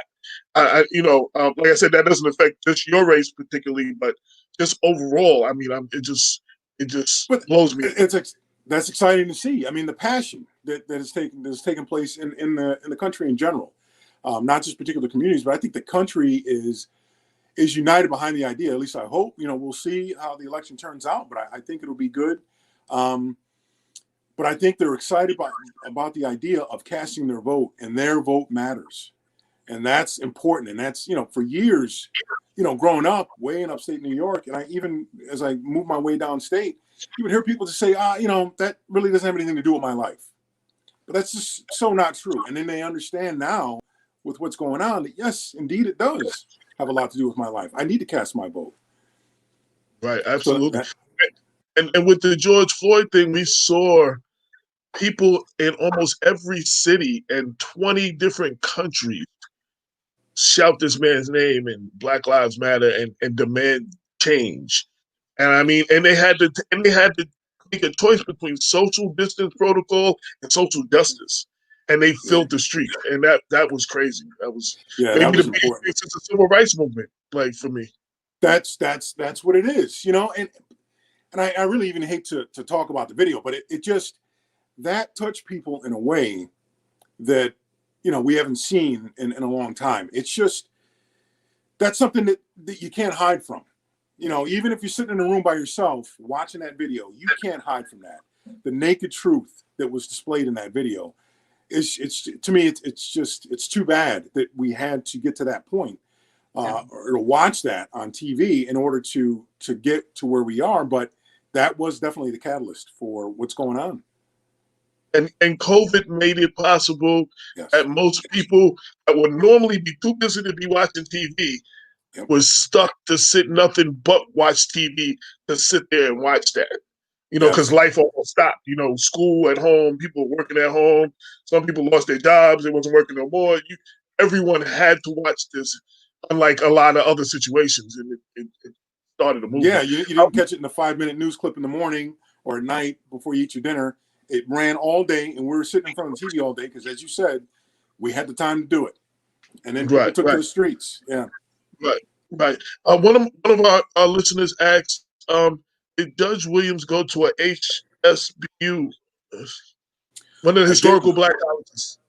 I did. I went to University at Albany. Okay. University at Albany, and then Albany Law School. And he was Judge Williams also was as a former district attorney, and he worked for the Legal Aid Society in Albany as well. And one in thing in Orange County. Okay. Yeah. One thing I heard about you is that you're high on treatment. Can you speak on that as alternative? Yes. Currently, I mean, as a city court judge, you wear a lot of hats anyway, from civil, commercial, landlord, tenant, criminal, jury trials and everything that a normal city court judge does. But I also do, I preside over the 5 problem-solving courts in my city. It's drug court, opioid court, veterans court, DWI court, and domestic violence court. Wow. And I have seen these courts change people's lives. That is absolutely my favorite thing, because someone comes into your court and they are down and out. They may be addicted to a substance, or like some of our veterans, that they suffer from PTSD. and they're down and out. You know, they've kind of hit bottom for them, and but they're ready for change. And watching that person after they're introduced to our program and given the help that they need and a way out, really, of the circumstances that they're in, and watching that person change their life and then be reunited at graduation with their families, with loved ones, and rebuilding bridges that they had burned in the past. It's really an amazing thing, and the impact that it has on the community. You know, you think about it, if, you know, you take a person who is suffering from substance abuse, let's say, and over their lifetime, they get arrested, you know, on average, maybe once a year, a couple times a year. And every time their sentence gets a bit more if they're convicted. So, you know, they go from initially maybe a couple days in jail to a month to, you know, a couple months to 6 months to up to a year as a misdemeanor, or state prison if it's a felony. But we pay, as taxpayers, we pay for that person to go through all of that. We pay for people to watch for them. We pay for them to eat. We pay for their health care. We pay for all of that throughout their lifetime. So you take, instead of investing in that pattern, you offer them the help that they need up front and give them an opportunity to turn their lives around. Because many people, a lot of people in that situation just were never, they don't know how to get out. They were never offered that opportunity. So you take them in that situation and you give them the help they need, and they become taxpayers. They add to the tax base, and they help, and they use their story to help others in that situation out of that situation. So we really rely on a lot of our alumni to come back and talk to people who are just entering the program, the programs, and encourage them that, yes, you know, I sat where you sat, I did it, you can do it too. So it's really, it's a community effort as well. We have a question from one of our viewers that said, as a Black man, what does Judge William think about the last minute targeting of Black male votes by both the Republican and Democratic parties? You know, that's, I did watch I watched Good both. question. I watched both of the committees, the conventions rather, and I thought it was interesting. I mean, traditionally, at least I say traditionally, as the past maybe 100 years, you know, African Americans have been with the Democratic Party, and you know, so Democrats. I mean, African Americans grow up, some of them voting Democrat. I thought it was a big play, a power play, really, by Republicans to introduce a lot of African Americans at their convention, trying to sway African American voters. Now, listen, I've been a lifelong Democrat. I've always voted Democrat, and I'm a Democrat through and through. But I remember listening to Tom Joyner years ago, back up in Albany when I was going to school there. And one of the things he said, he used to have Jesse Jackson on there all the time, and he was having a conversation with him. And he said, you know, as an African-American person, what we have to do is, yes, I mean, you go to the party that has your values at heart. And at this point, I would say it's absolutely the Democrats. But you have to make sure that they don't dismiss you as you know, money in the bank. They have to woo you. They have to come to your neighborhoods. They have to speak with you about your issues, and they have to address them once they're in office. They can't just rely on your vote. And when I say they, I mean just a politician in general. They can't just rely on your vote and do nothing about it just because you happen to fit a demographic that, you know, you feel that they should vote, that should vote for you. They have to address your issues. I agree 100%. We in Black Westchester and on the radio show, we're always telling our listeners, our readers, we have to get something for our vote. We have to make them earn our vote. You know, for too long, the Democrats have taken for granted the Black vote because that's, you know, vote row A all the way. You know, you're just going to do it, but you have to make them earn it as well. And you know, we're only community like other communities. They have to go to those communities and see what their agenda is. You know, and you know, say we can meet their agenda to gain their vote. We're the only community, we get the vote and then we ask them afterwards what we want. They already got your vote. Like, that's yeah, no, it definitely needs to be. I mean, listen, I feel, listen, I've been a Democrat, I vote Democrat, and I do feel that Democrats address African American issues, but I think that we as a community have to hold politicians their feet to the fire and say, listen, Right. if you want my vote, and I've had people do this to me, listen, if you want my vote, you have to come and talk to me, address my issues, talk to me about my issues. I mean, obviously judges are limited to some degree on what they can talk about, but you have to talk to me about my issues, and they have to be in line with mine in order for you to get my vote. I have no problem with people saying that to me, you know, and I can't just rely on them because they're a Democrat and I'm on the Democratic line. I have no problem addressing them. Judge Williams, are you on any other lines? No, I just have the Democratic line. And it's interesting, and we talk about a lot about the stranglehold of the two-party system, and the importance of some of those. You know, the Independence Party has swayed some elections in previous, and now the Working Family Party is starting to become that. They, you know, depending on what side they go on, they can help make, especially a close race when they give their support behind that candidate. But they're making it harder for those third parties to exist. I think they had to have 50,000 signatures every 4 years. Now they have to have like 200,000 every 2 years or something like it's making it harder for them to exist. And I think it keeps them honest. I made a joke before. I said politicians are the people that would take corporations to court to break up monopolies. And in our area, the Democrat is now the monopoly for us. Like, you know what I'm saying? But they will be the ones that break up a monopoly. They are actually the monopoly right now. You know what I'm saying? So it's kind of backwards, but yeah. Is there any questions I didn't ask you that you want people to know about you? Social media, website, how people can find out more about you? And I know it's hard because we can't ask you certain questions, and in a half an hour or so, it's hard to get everything you need to get out. You know. No, I get it. As far as my webpage, I'm on Facebook, Judge Williams on Facebook, Judge Williams for Supreme, Judge Williams, obviously the word, and then the word for Supreme, all one word, at gmail.com to reach my campaign. But as far as what I don't, you know, people may not know about me. Again, I grew up upstate, but I grew up in the projects upstate. I was raised by a single mother. My father. Where were you upstate? Where exactly? I grew up in Batavia, New York. Oh, you did say that. Okay. Yeah. I still have never heard of that. This is the first time I've heard it. Yeah. Not many people have down here. You know, it's all right. But I was raised by a single mother. My father was killed in a car accident when I was young, and I was the first in my family to go to college, but not the last. And I raised my oldest daughter as a single father, and I worked to put myself through law school.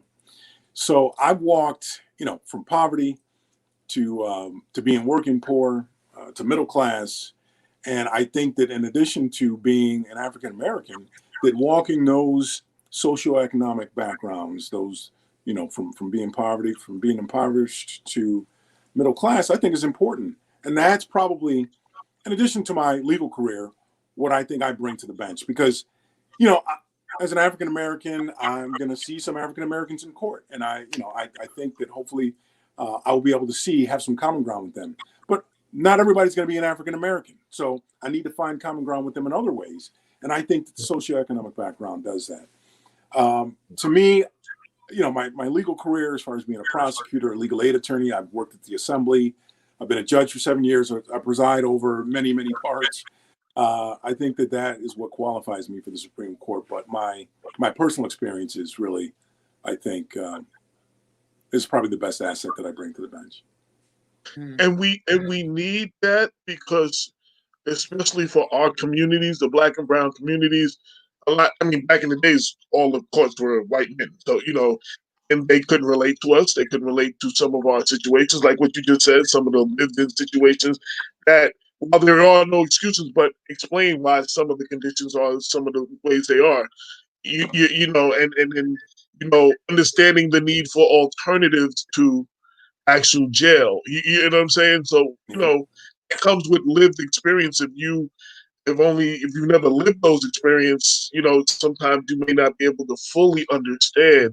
And having the court be made up of more of what the community looks like helps bring that about. So you know, I would agree. I'm very encouraged. Yeah, I'm very encouraged by what's going on these days. Lorraine, any questions? You've been quiet. because I've been talking about Lorraine, any this. questions? Yes, sir. Um, Judge Williams, I had to get her if questions in now. When I tell her I'm ready to go off, that's when she's going to ask 5 questions. So I want to get her in now.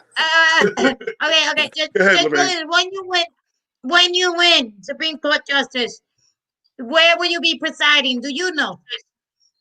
In Orange County is most likely. Actually, I'll be presiding in the same courtroom, I believe, that Steve Milligram sat in before he passed away. And he sat in Orange, so I'll sit in Orange as well. Did you know him? I didn't know him personally. He practiced civil law, and I came up through the criminal law ranks of being a prosecutor and a legal aid attorney, and then city court judge. I did deal with some civil, but he practiced in Supreme, and then he became a Supreme Court judge. So that was more of the just civil side. And I wish you all the best. But if you don't win this seat, you still stay in the city court for 3 years and then run again, whatever, right? Yes, I'll still be a city court judge. That's good. You still keeping that job, but hopefully you'll be Supreme. Yes. So you said 2 things that you said it more than once, and it just registered. So as a prosecutor, and then you said as a legal aid attorney, that's like both sides of the gamut. Like, usually when people are coming judges, they've all been one side. They have seen sides. I think that's important. It's funny. It's funny that you say that because I've talked with some. I remember I went to, I tried a jury trial as a prosecutor. One of my last ones as a prosecutor, and then I went to the Legal Aid Society, and I had a deputy that worked in the court, and they asked me, well, how could you switch sides like that? I said, as an attorney, I took an oath to uphold the Constitution, and I can do that as a prosecutor and a legal aid attorney. All right, because we all use the same Constitution. So I'm doing my job. And I think that before I took the bench, having the vision from both sides is important. And, it's just little things, being able to talk with, as a legal aid attorney, people who were destitute and, trying to get them to come around to make a decision on their lives and getting them some help if they needed it, especially with the specialty courts. Or even, clothes. I would have to go down sometimes for a trial and get a shirt or suit jacket for my clients down at like a corner store, a clothing store down the street. But just being able to deal with people, really, from that aspect. People are down and out, and they're dependent on you for help. And being able to deal with people in that regard, I think, is very important. And having that understanding of it, that, everyone who walks into a courtroom and is accused of something isn't an axe murderer. Just that's just not the case. And as a prosecutor, you have to understand that as well. And sometimes prosecutors have said to me, I couldn't be a defense attorney. And I've had defense attorneys say I couldn't be a prosecutor, but there are people's lives on both sides that we're dealing with. As a defense attorney, you obviously have the obligation to defend your client. But as a prosecutor, the idea is that you do justice and that you are helping a complainant who may have been hurt. So you have to deal with both sides of that and dealing with people. I think that's a very important thing, and not just having one point of view when you're taking the bench. That's right. You have a balanced mindset on Absolutely. On AJ, is he going? Is it me or is it AJ? Yeah, so you're just slow. AJ, you're going in I'm and running out. slow. My video is slow. Yeah, your video, you're going in and out. Can you hear me? I can hear you, but it doesn't Okay, can coincide. you hear me now? Yeah. Oh, okay. This is why I missed the studio. This is this little home edition thing. You playing with Wi-Fi's. I was in the studio. I had to guess right. All the bells and whistles. I missed the studio. I really, really missed the studio. You didn't have this problem because you were sitting right there, so there was no video delays and stuff like that. Hopefully, y'all can hear me for the rest of this, and we get through this. You made me forget my question, though. Okay, so let me move on. What I've been doing has been asking judicial candidates 2 questions that have nothing to do with their candidacy, and there's certain things y'all can't answer. So one of them is, if your house was on fire, you could only grab 3 things, what would they be and why? My wife and my twin daughters. Oh. Aha. But never think about that. Not at all. That's all I would need. Oh, that's it. That's beautiful. The second one is, if you were a superhero, who would you be and why? I'm gonna go back a little bit because as a kid, I used to watch this. I consider him a superhero. I used to watch a show called Thundercats. Yes, Yeah. yes. Panthro was my favorite on there. So, and years later, actually, I found out that he was the dad from Bill Cosby's show. Oh, That's the voice. Wait, which his father, the dude that played his father on the Cosby Show? Yeah. Oh, okay. I don't think I knew that. Yeah. So that's I was surprised too when I found that out. But then if you listen to the voice, it's absolutely. I mean, you could pick it out now, but absolutely. Yeah, so that's who I would be. But why? Why? Because he, to me, was on the show. He was a very strong guy, and even as a kid, because he was Black, and I didn't see a lot of Black superheroes then. And he was a cat, but he was a dark-skinned cat, and he was pretty cool. So I always liked him. Now I've asked this question. I'm asking judicial candidates now.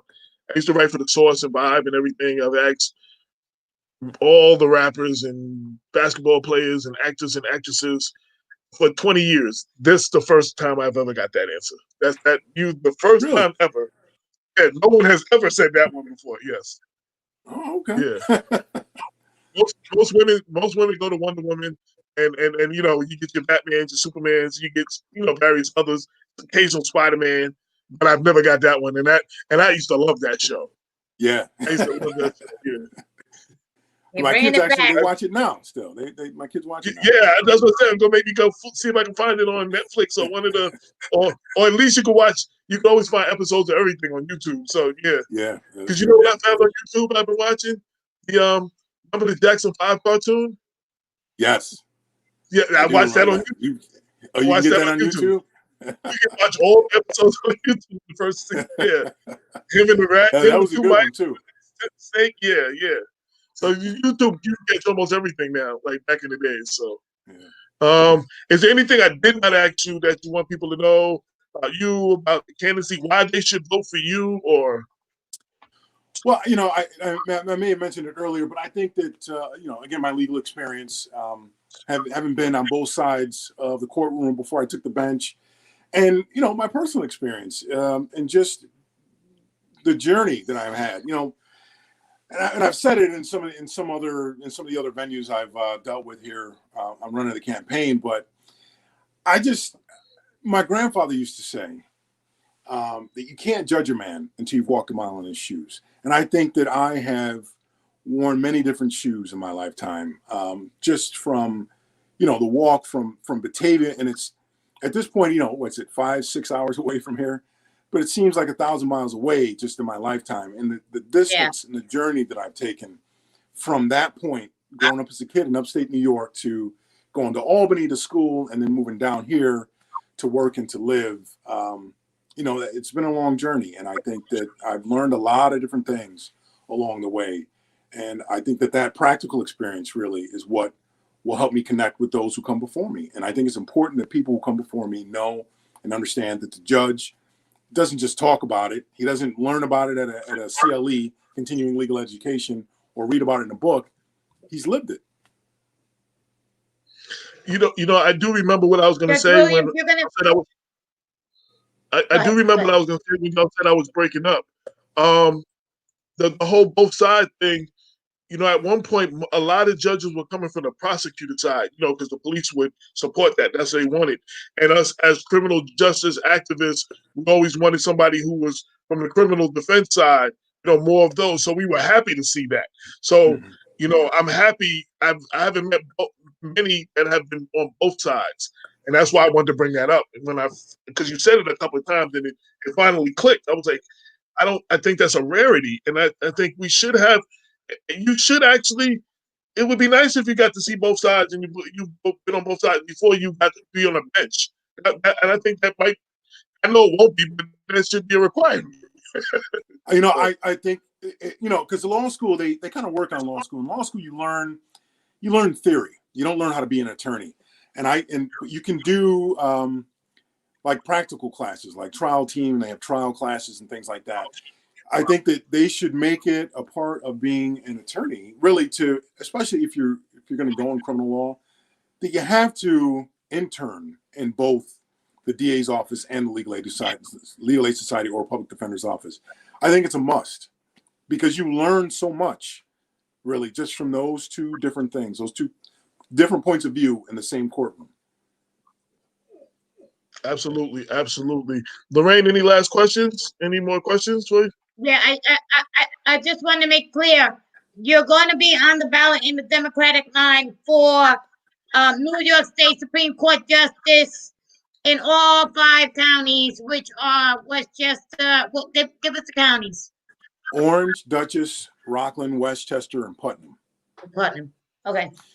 And I'll be right next to Joe Biden and Kamala Harris on row A. No. Yeah, I'll be the first one. Look at them. They're right next to me now. That's beautiful. That's beautiful. Yeah,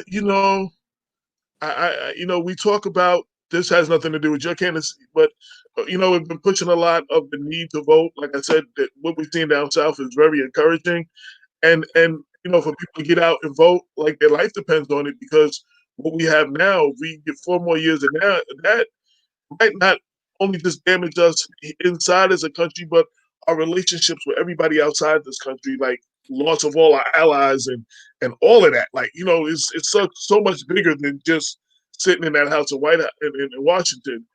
And we it looks like, I hate to get excited because, excuse my bluntness, but the Democrats, they like to fumble on the 1 yard line. You know what I'm saying? So it's just like, you don't want to get too excited. And everybody told me Hillary this time had got it. It was a done deal. And that obviously we didn't see that. But polls, it does feel a little bit different than 4 years ago. People going out. But I still want to encourage people, make sure you go out there, act like Biden is losing and go out there. Like, so. Yes. Like, vote like your life depends on it, because it does. Right. So yeah, it could be, it could be. And then I like to tell people, like in New York State, we finally got the state senate, the assembly, and the governor, and now you can't blame nobody, because now you are it. Yeah, so exactly. It's like you can't blame nobody. Like, now you got to do the work. Like, yeah. Cole Benjamin said, is this? Hold on, a question. Let me put it on the screen. Is this the first time 2 Black men are on the ballot for New York State Supreme Court? Are they making history? I can't speak statewide. I can't speak for statewide, but Judge, and I assume you're talking about Judge Walker as well. Judge Walker has been ran back in 2006, was initially elected. But if I'm elected, I'd be the first African American judge to sit countywide in Orange County. So I think that's an important thing. I'm only the second African American judge in the county. I took over my position from Judge Ramsey, who was the first. And after he retired, I was appointed in his stead. So, yes, it is making history. That's a beautiful thing. That's a beautiful thing. I don't have any more questions, but I was definitely enjoying this. And, I know there's certain things you can't answer, so I've been trying to like navigate that whole. It's always a tricky thing. Like I don't want to put you in a place where you can't answer the questions, and then people like he didn't answer the question, but you can't. So I try to be diplomatic with that. But if there's anything I didn't ask you that you want to get out, is there anything that you want to bring about that I didn't bring up, or that you want people to know, or anything like that? Nothing that I haven't said already. I would just encourage people to get out and vote. I think this is a very important election. Obviously, everyone's mind is on the presidential election, and it should be. It's a very important one, but local elections matter. And you mentioned earlier that the country is starting to elect individuals and that are from the communities that they represent, and there's more diversity on the ballot now. And I think that that's a very important thing for everyone to take notice of that and to get out and support those candidates. Obviously, and at the Supreme Court as well. So, well, my partner Damon K. Jones is my co-owner with Black Westchester, and the radio show. He's a correction officer for 30 years. He's also the head of an organization called Blacks in Law Enforcement of America.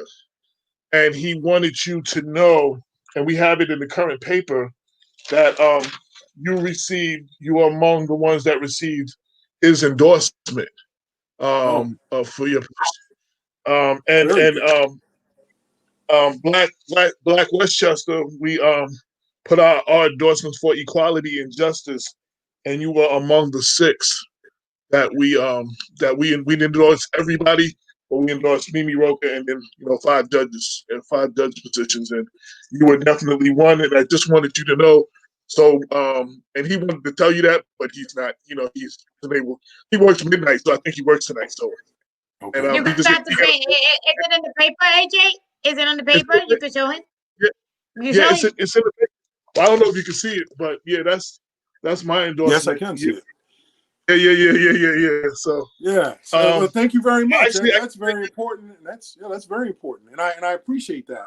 The endorsement, obviously, of any organization is greatly appreciated, but particularly of this organization, because I know that you have a dedicated following, and you speak to Black Westchester, which is a very important group, obviously, in this election. So I appreciate that. Absolutely. Do I have do me a favor, have somebody in your campaign email me blackwestchester@gmail.com, and I will send you the one sheet, the JPEG of it, so you can have it for yourself of both endorsements, so you can share it or whatever. We'll post that on my page as well. Right. So you can do that. We have someone else whose Facebook name is Tanya. Said thank you. Hold on, let me put it up on the screen. She said, thank you for your work and commitment to being a candidate that provides the diversity that we need. Well, you were very welcome, Tanya. Tanya wrote 3 times. Yeah. Yes, you're very welcome. The one thing I would like to say, though, that I haven't said, I guess already, Judge Ramsey, as I said, the person I took over for, was the first African-American judge in Orange County. It's not an anomaly. We're not these, people who are superhuman or anything like that. We came from, homes, whether it be 2-parent homes or single-parent homes like mine was. And, we dealt with life on life's terms, and, we buckled down and we studied hard. Anybody can do that. Anybody can do that. Anybody in our community can do that. We're not, some special people. And that's what I try to do on the bench. I try to speak to students, high school and college students, and people from the community, and just letting them know that, listen, this is achievable by, people who are walking down the street, you may bump into them. You never know. They may be your next Supreme Court judge. And I think it's important that we share that information, that anybody can do these things with other people. It's funny, and you have to. Also, hello to Jen Elker. She just tuned in. Shout out to her. When I was married and I lived in Georgia, and my wife had 2 daughters. They were 7 and 9, and I explained to them when they look at the picture of the White House, they see their image, two little girls that look like them, and they were around the same age. When I was coming up, it was, I think Amy Carter, and whoever other kids, none of them kids look like me. Like they can see something that I've never seen before. You know what I'm saying? And I was like, understand that you can be, that's a powerful image, and you just try to, nurture those images and appreciate that. So we do have to show our kids that they can do anything. I mean, they can do anything, and a lot of times, your surroundings and your circumstances do play a big role, but there's a lot of people who have beat those odds. Like, we have a lot of success stories. So, thank you for being that and what we refer to as Black excellence. Thank you for being that and a role model for the youth, for the next generation who can see. There will be kids who may have to go to court with their parents, and we'll see a Black judge up there, and something I've never seen when I was a kid. You know what I mean? And be like, oh, Yeah. like I could be that, like, and I think that's powerful. I think that's a very powerful image. So I thank you. And it's true though, and to encourage those that walk into your courtroom through the various programs that you facilitate, and letting them know that, like you said, that you can achieve, and it's okay. You can get back up. I'm a product of the task program when I was younger, and I got in trouble, and the court put me in task. I've got to tell you that, or even though I got in trouble a couple more times after that, even as an adult, I became a city councilwoman. I'm one of a handful of people that have this right here, the key to the city. I can say that to all the Latina young ladies out there. I can show that to my granddaughter. I could show that to my Black son. And I'm gonna tell you that if it wasn't for the court system that put me in that program, I don't know where I would be today.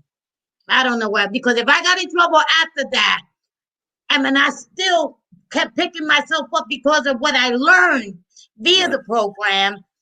If I didn't have that, I wouldn't be sitting here today. I would be dead or serving a long time in prison.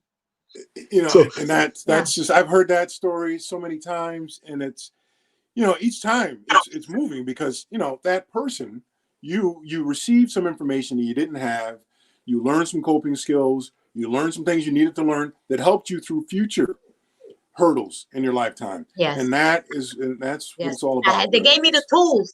Exactly. Yeah, they gave me the tools. Exactly. Yeah. Exactly. So she's a little modest. She went on to be the first Latina city councilwoman in Yonkers. And the amazing thing is, okay, and I won't mention what judge. The judge that locked her up had to come on the show to be interviewed by her. You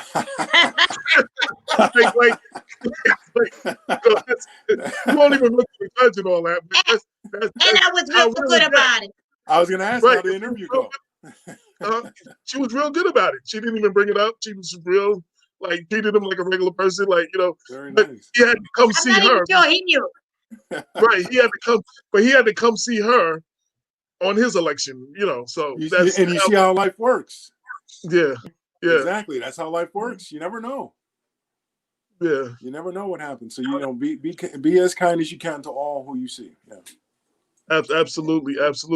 Again, any last words? I want to make sure you get everything out there that you got. I mean, I enjoyed talking to you. Oh no, absolutely. This has been great. Nothing that I haven't already said. I appreciate the time, and I appreciate the questions. This has definitely been a very good experience. So thank you for that. Thank you for the honor, Your Honor. Absolutely. We wish you the best, and keep representing Black excellence and keep being that role model, and for our youth, and I look forward to following you as it's my first time meeting you and the whole nine, but I look forward to following your career in the Supreme Court, when we get there. So. All right. Well, thank you. Thank you. You have a blessed day. And thank you for your time. And I tell a lot of people this. I've had a lot of money, wasted a lot of money. I'll have money again. But the one thing I've learned in life that I can't replace is time. I never can get that back. So I'm very respectful of people's time. So thank you for your time, and even being patient to wait extra 20 minutes while you were sitting in waiting for your turn. I appreciate that. I like to acknowledge people's time. Like, I really appreciate that. Yeah, it's not a problem. It was worth the wait. Definitely. All right.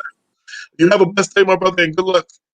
Everybody you go out too. and vote for this. All right, God bless. Yeah. All right. And I will share. Make sure you email me. We're endorsing you, so yeah. No, go ahead. Make sure you email me so I can endorse. I can send you the JPEG of those pages so you can have them and you can share them with the campaign and stuff. I will. All right. Thank you for that. Thank you. All right. All right. Have a blessed day. All right. You too. We'll see Okay. you. All right. Bye-bye. Bye-bye. We're coming to the end of the show. We went a few minutes over. That's one of the beautiful things of doing it at home. We don't actually have to be off the air at a certain time. Lorraine, do you have any last words Yes, or sir. anything that you would like to address? No, Go ahead. no, we're good. We're good. No, Oh, I'm good. I'm good. I'm last hungry. word, you said yes. Yeah. But next week we're gonna have. What you say, AJ? No, I said, you got any last words? You said yes. Oh, no. So I was just laughing. No. Just that next week we're gonna have Native Sage, Assemblyman Native Sage, coming to the show. He'll be on at the 7:00 hour, right? Yeah. You set it up, I believe so. Yes. Yeah. Also, I want to thank everybody who came out yesterday in the steps of City Hall. I want to give. You know what? I'm very critical, and let me say this on the air. I'm very critical of our elected officials. I believe in holding their feet to the fire. There was one person that was out there and stayed out there to the end, and that was Mount Vernon Councilman Derek Thompson. I walked up to him and I told him I give him credit for staying there the entire time to listen to all the grievances of everybody. And there was some people saying, "Oh, the city council ain't doing nothing," and they was just putting them all in. But he stood there and he listened, and I believe that makes you a better legislator when you hear from the people. And I hope he takes those concerns back to the council. So I want to officially on air give him his props. The mayor was out there for a while. I think she left early. There was some not flattering comments directed towards her. But she was there, and even Bob, when he spoke, He was there? Yeah, huh? Say that again. The comments were directed at her while she was there. Oh, absolutely. While she was standing there, yeah. People are angry. The whistleblower's attorney, Jesse Van Loo from Save Mount Vernon, Lauren raised a few people, and Bob was saying, and he said, and he had people, give her a round of applause for being there, for being there and taking it. Now, hopefully, she takes that back with her. Like a lot of people would just be salty over that, and it'd be retaliation against people and stuff. Hopefully, she takes that back into her office, into her camp, and she incorporates some of the feelings of the people, and that's what makes democracy work. For the people, by the people, when the people get a chance to talk, and they share, and you listen, and they didn't get to speak. They weren't given the privilege of speaking. They would just they just listened, and I think that's the way it should That's be. how it needs to be sometimes. Yeah. Other than Jamal Bowman, who spoke, nobody who was running in the election got a chance to speak. Jamal Bowman, champions criminal justice reform. Good. It's not a candidate event. It's not a candidate event, but if you're a candidate, it's important that you're there because you need to know what's going on in the community that you want to represent. Yeah, absolutely. Yeah, they did it right. Right. And Jamal is in here. Yeah. But he made it clear and he spoke as a victim of police brutality. He got profiled and beat up by the police when he was younger. You know what I'm saying? And and coming from where he is now, he is going to go to Congress now. You know what I'm saying? And he was letting it be known that's one of the areas that he is going to be working on from from the national level. And I think that was very important for him to hear the concerns and go take that to Washington and help make some legislation that benefits us. So I want to give them props, but I want to give Derek Thompson his props. Again, like you hear me call out elected officials when they don't do something. I wanted to give him his props for being there and rocking out to the end. And then after it was over, he stood there to talk to people. Like people could come up and talk to him, and if they had further things they wanted to say. It should be, AJ, as it Huh? should be. Others should have been out there too, as it Right, should be. The others should right, have been out there too, including the city council president. Come on, right, right. as So it should so be. that's Good why for him. Good for him. so that's why I wanted to give him props for that, and I told him it to his face, and I wanted to say it on air. So when this goes out and people see it later, And good for I you wanted too I for saying it. And good for you too. Good for you no, for I saying mean, it. Good for you. real is real. Real is real. You got to call it out when you see it. And when we see people are not doing what they're not doing, we call it out. But when we do, and again, I give the mayor her props for being there as long as she was there, and she definitely took some darts, And you got to have a thick skin if you're going to be the mayor. So Tanya said, like the show. Thank you for sharing my comment. Have a good night. You too. You have a great night. Thank you for listening to the show. Thank you for all the people who tuned in.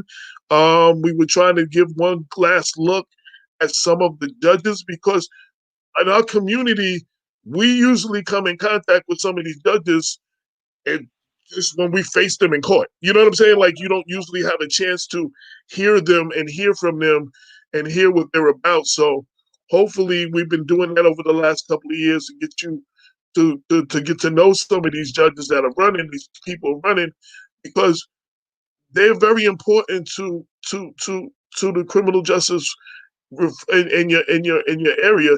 And one of the other most important elections is district attorney. That's probably one of the most important elections you can vote on for criminal justice in your area. So we got to make sure we take care. We know these local elections, and with that, I'm not gonna keep y'all too long. I want to thank everybody for tuning in. I greatly appreciate y'all. This is episode. Oh, so I messed it up in the beginning. This is episode 281. This is episode 281, 281st episode. Um, you could be doing anything right now, but you decide to ride with us, and we greatly appreciate it. This has been another home edition of Black Westchester Presents the People Before Politics radio show. We're on every Sunday, 6 to 8.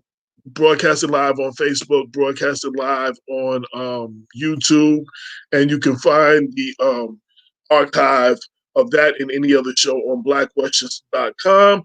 Look for a couple of stories coming up, including the 100 city employees of Mount Vernon who have to turn themselves in over the PPP loan thing. A lot of people got money that didn't have businesses. A lot of I know at least 25 people in the police department have to turn themselves in tomorrow. Not much is known. I know some people from the fire department, and I'm told DBW, and I guess the remainder of them will be people that work actually in City Hall. Hopefully, I'm going to get that list. I'm sure the FBI is going to put the list out, and they're going to take a victory lap because this is a big deal. Cut, and unfortunately it's going to be another black eye on Mount Vernon, and people will put a black eye on the administration of Sean Patterson Howard, which she didn't do it herself. Like I really can't I see mean, how she would yeah, get with the blame. but But, she but the is. buck, She but the does buck, hold the ring. but you are the HNIC, and the buck stops here. So you get Yeah. credit for things you might not have done that were good, and you take the blame for things that are bad. So, well, with that, But AJ, tune do in to you Black think? West. I mean, wait, AJ. But some of those people, they probably didn't even realize they were doing something wrong. Anyway, that's your show with Damon. I'm just saying. I can't believe 100 No, people like we're gonna, purposely. we're gonna, no, we're gonna. There were people who worked for the city, and I'm not gonna throw nobody under the bus, but one of them working for the fire department approached me. And the deal is, it's a $10,000. They were like, yo, they just giving away the money. You might as well get it too. And, for them filling out the papers, because they know how to fill it out and everything, they get 2,000 off the top and you get 8. And, some people were charging even more than that. And I know one city employee. And now the feds are going to call you and they're going to ask you about that. Now the feds are going to call you. They're going to ask you. They already got the name. They're going to ask you. So I mean, that whole thing with the freedom of the press, I go down with my source. I don't give my sources out. So if I'm not going to reveal it on my radio show, I'm not going to say it, period. And the person is a friend. You know what I'm saying? So they're going to have to deal with whatever they're going to have to deal with, but not for me. You know what I'm saying? So, and I know other people who are close to us who have been approached. Good for you, AJ. Yeah. So, good for you. But it's going to be a story that's going to be the story that keeps on giving. You're going to hear a lot about it, I'm sure, through the media over the next week or a couple of weeks. And that's the breaking story today. 25 people in the Mount Vernon Police Department will have to turn themselves in tomorrow. But it's 100 city employees, I'm told, overall. That includes some fire department, some DPW. And it's just a shame. Because some people who got the money didn't actually have businesses. This is supposed to go to businesses, small businesses. If they get indicted and they're found guilty, do they lose their job because being in law enforcement and be a crime? Listen, whether it's a misdemeanor or not, or whatever. I don't know everything, but my advice would be, those people who know they have to turn themselves in, if you got 15 years or more, if you got 15 years or more, put your papers in, retire, and protect your pension. Because you get arrested and you go to jail, then you're fired, you don't have no pension. That's the thing they don't tell you what these books. It's 20. Well, no, you can put it at any point, but you have to be a certain to get the full amount. Is it 20? Yeah, you can retire after 10 years. Oh, you get less, yeah. Ain't gonna be so much. You know what I'm saying? Like, Damon is staying longer. He has his 25 years. He's 30. He has his money, but the longer he stays, the more he's gonna get. But we learned that during these police killings, these police officers who have killed Black and brown people, some of them have been allowed to retire. And while the community thought that was a good thing, retirement means two things. Even if they go to jail, it protects their pension. And even if they're sued civilly, you can't touch the pension money. You know what I'm saying? If the officer is fired, they lose their pension. So that's very important to know when you're marching and you're demanding things. You don't want to allow them to retire. You punish them is to be fired, and they lose their pension. So, I mean, my only advice is, I don't know all the legal ramifications, but if there are legal ramifications and you might want to be putting your papers in right now before you turn yourself in and retire, so you can protect whatever pension that you do have. I mean, that's the only thing I can say. So, that's it. That's for another day, another show. But thank you for tuning in again to another home edition. And that's it, Lorraine. Until next week, peace. 22 million Black victims of Americanism are waking up, and they're gaining a new political consciousness, becoming politically mature. And as they develop this political maturity, they're able to see the recent trends in these political elections.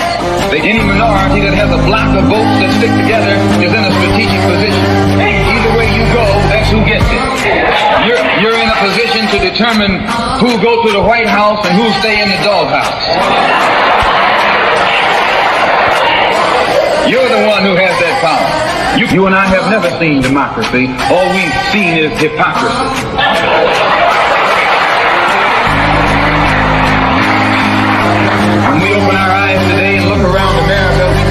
America not through the eyes of someone who has enjoyed the fruits of Americanism. We see America through the eyes of someone who has been the victim of Americanism. We don't see any American dream. We've experienced only the American nightmare. We haven't benefited from America's democracy. We've only suffered from America's hypocrisy. And the generation that's coming up now can see it and are not afraid to say it. And are not afraid to say it. And are not afraid to say it. And are not afraid to say it. And are not afraid to say it. And are not afraid to say it. And are not afraid to say it. And are not afraid to say it. And are not afraid to say it. And are not afraid to say it.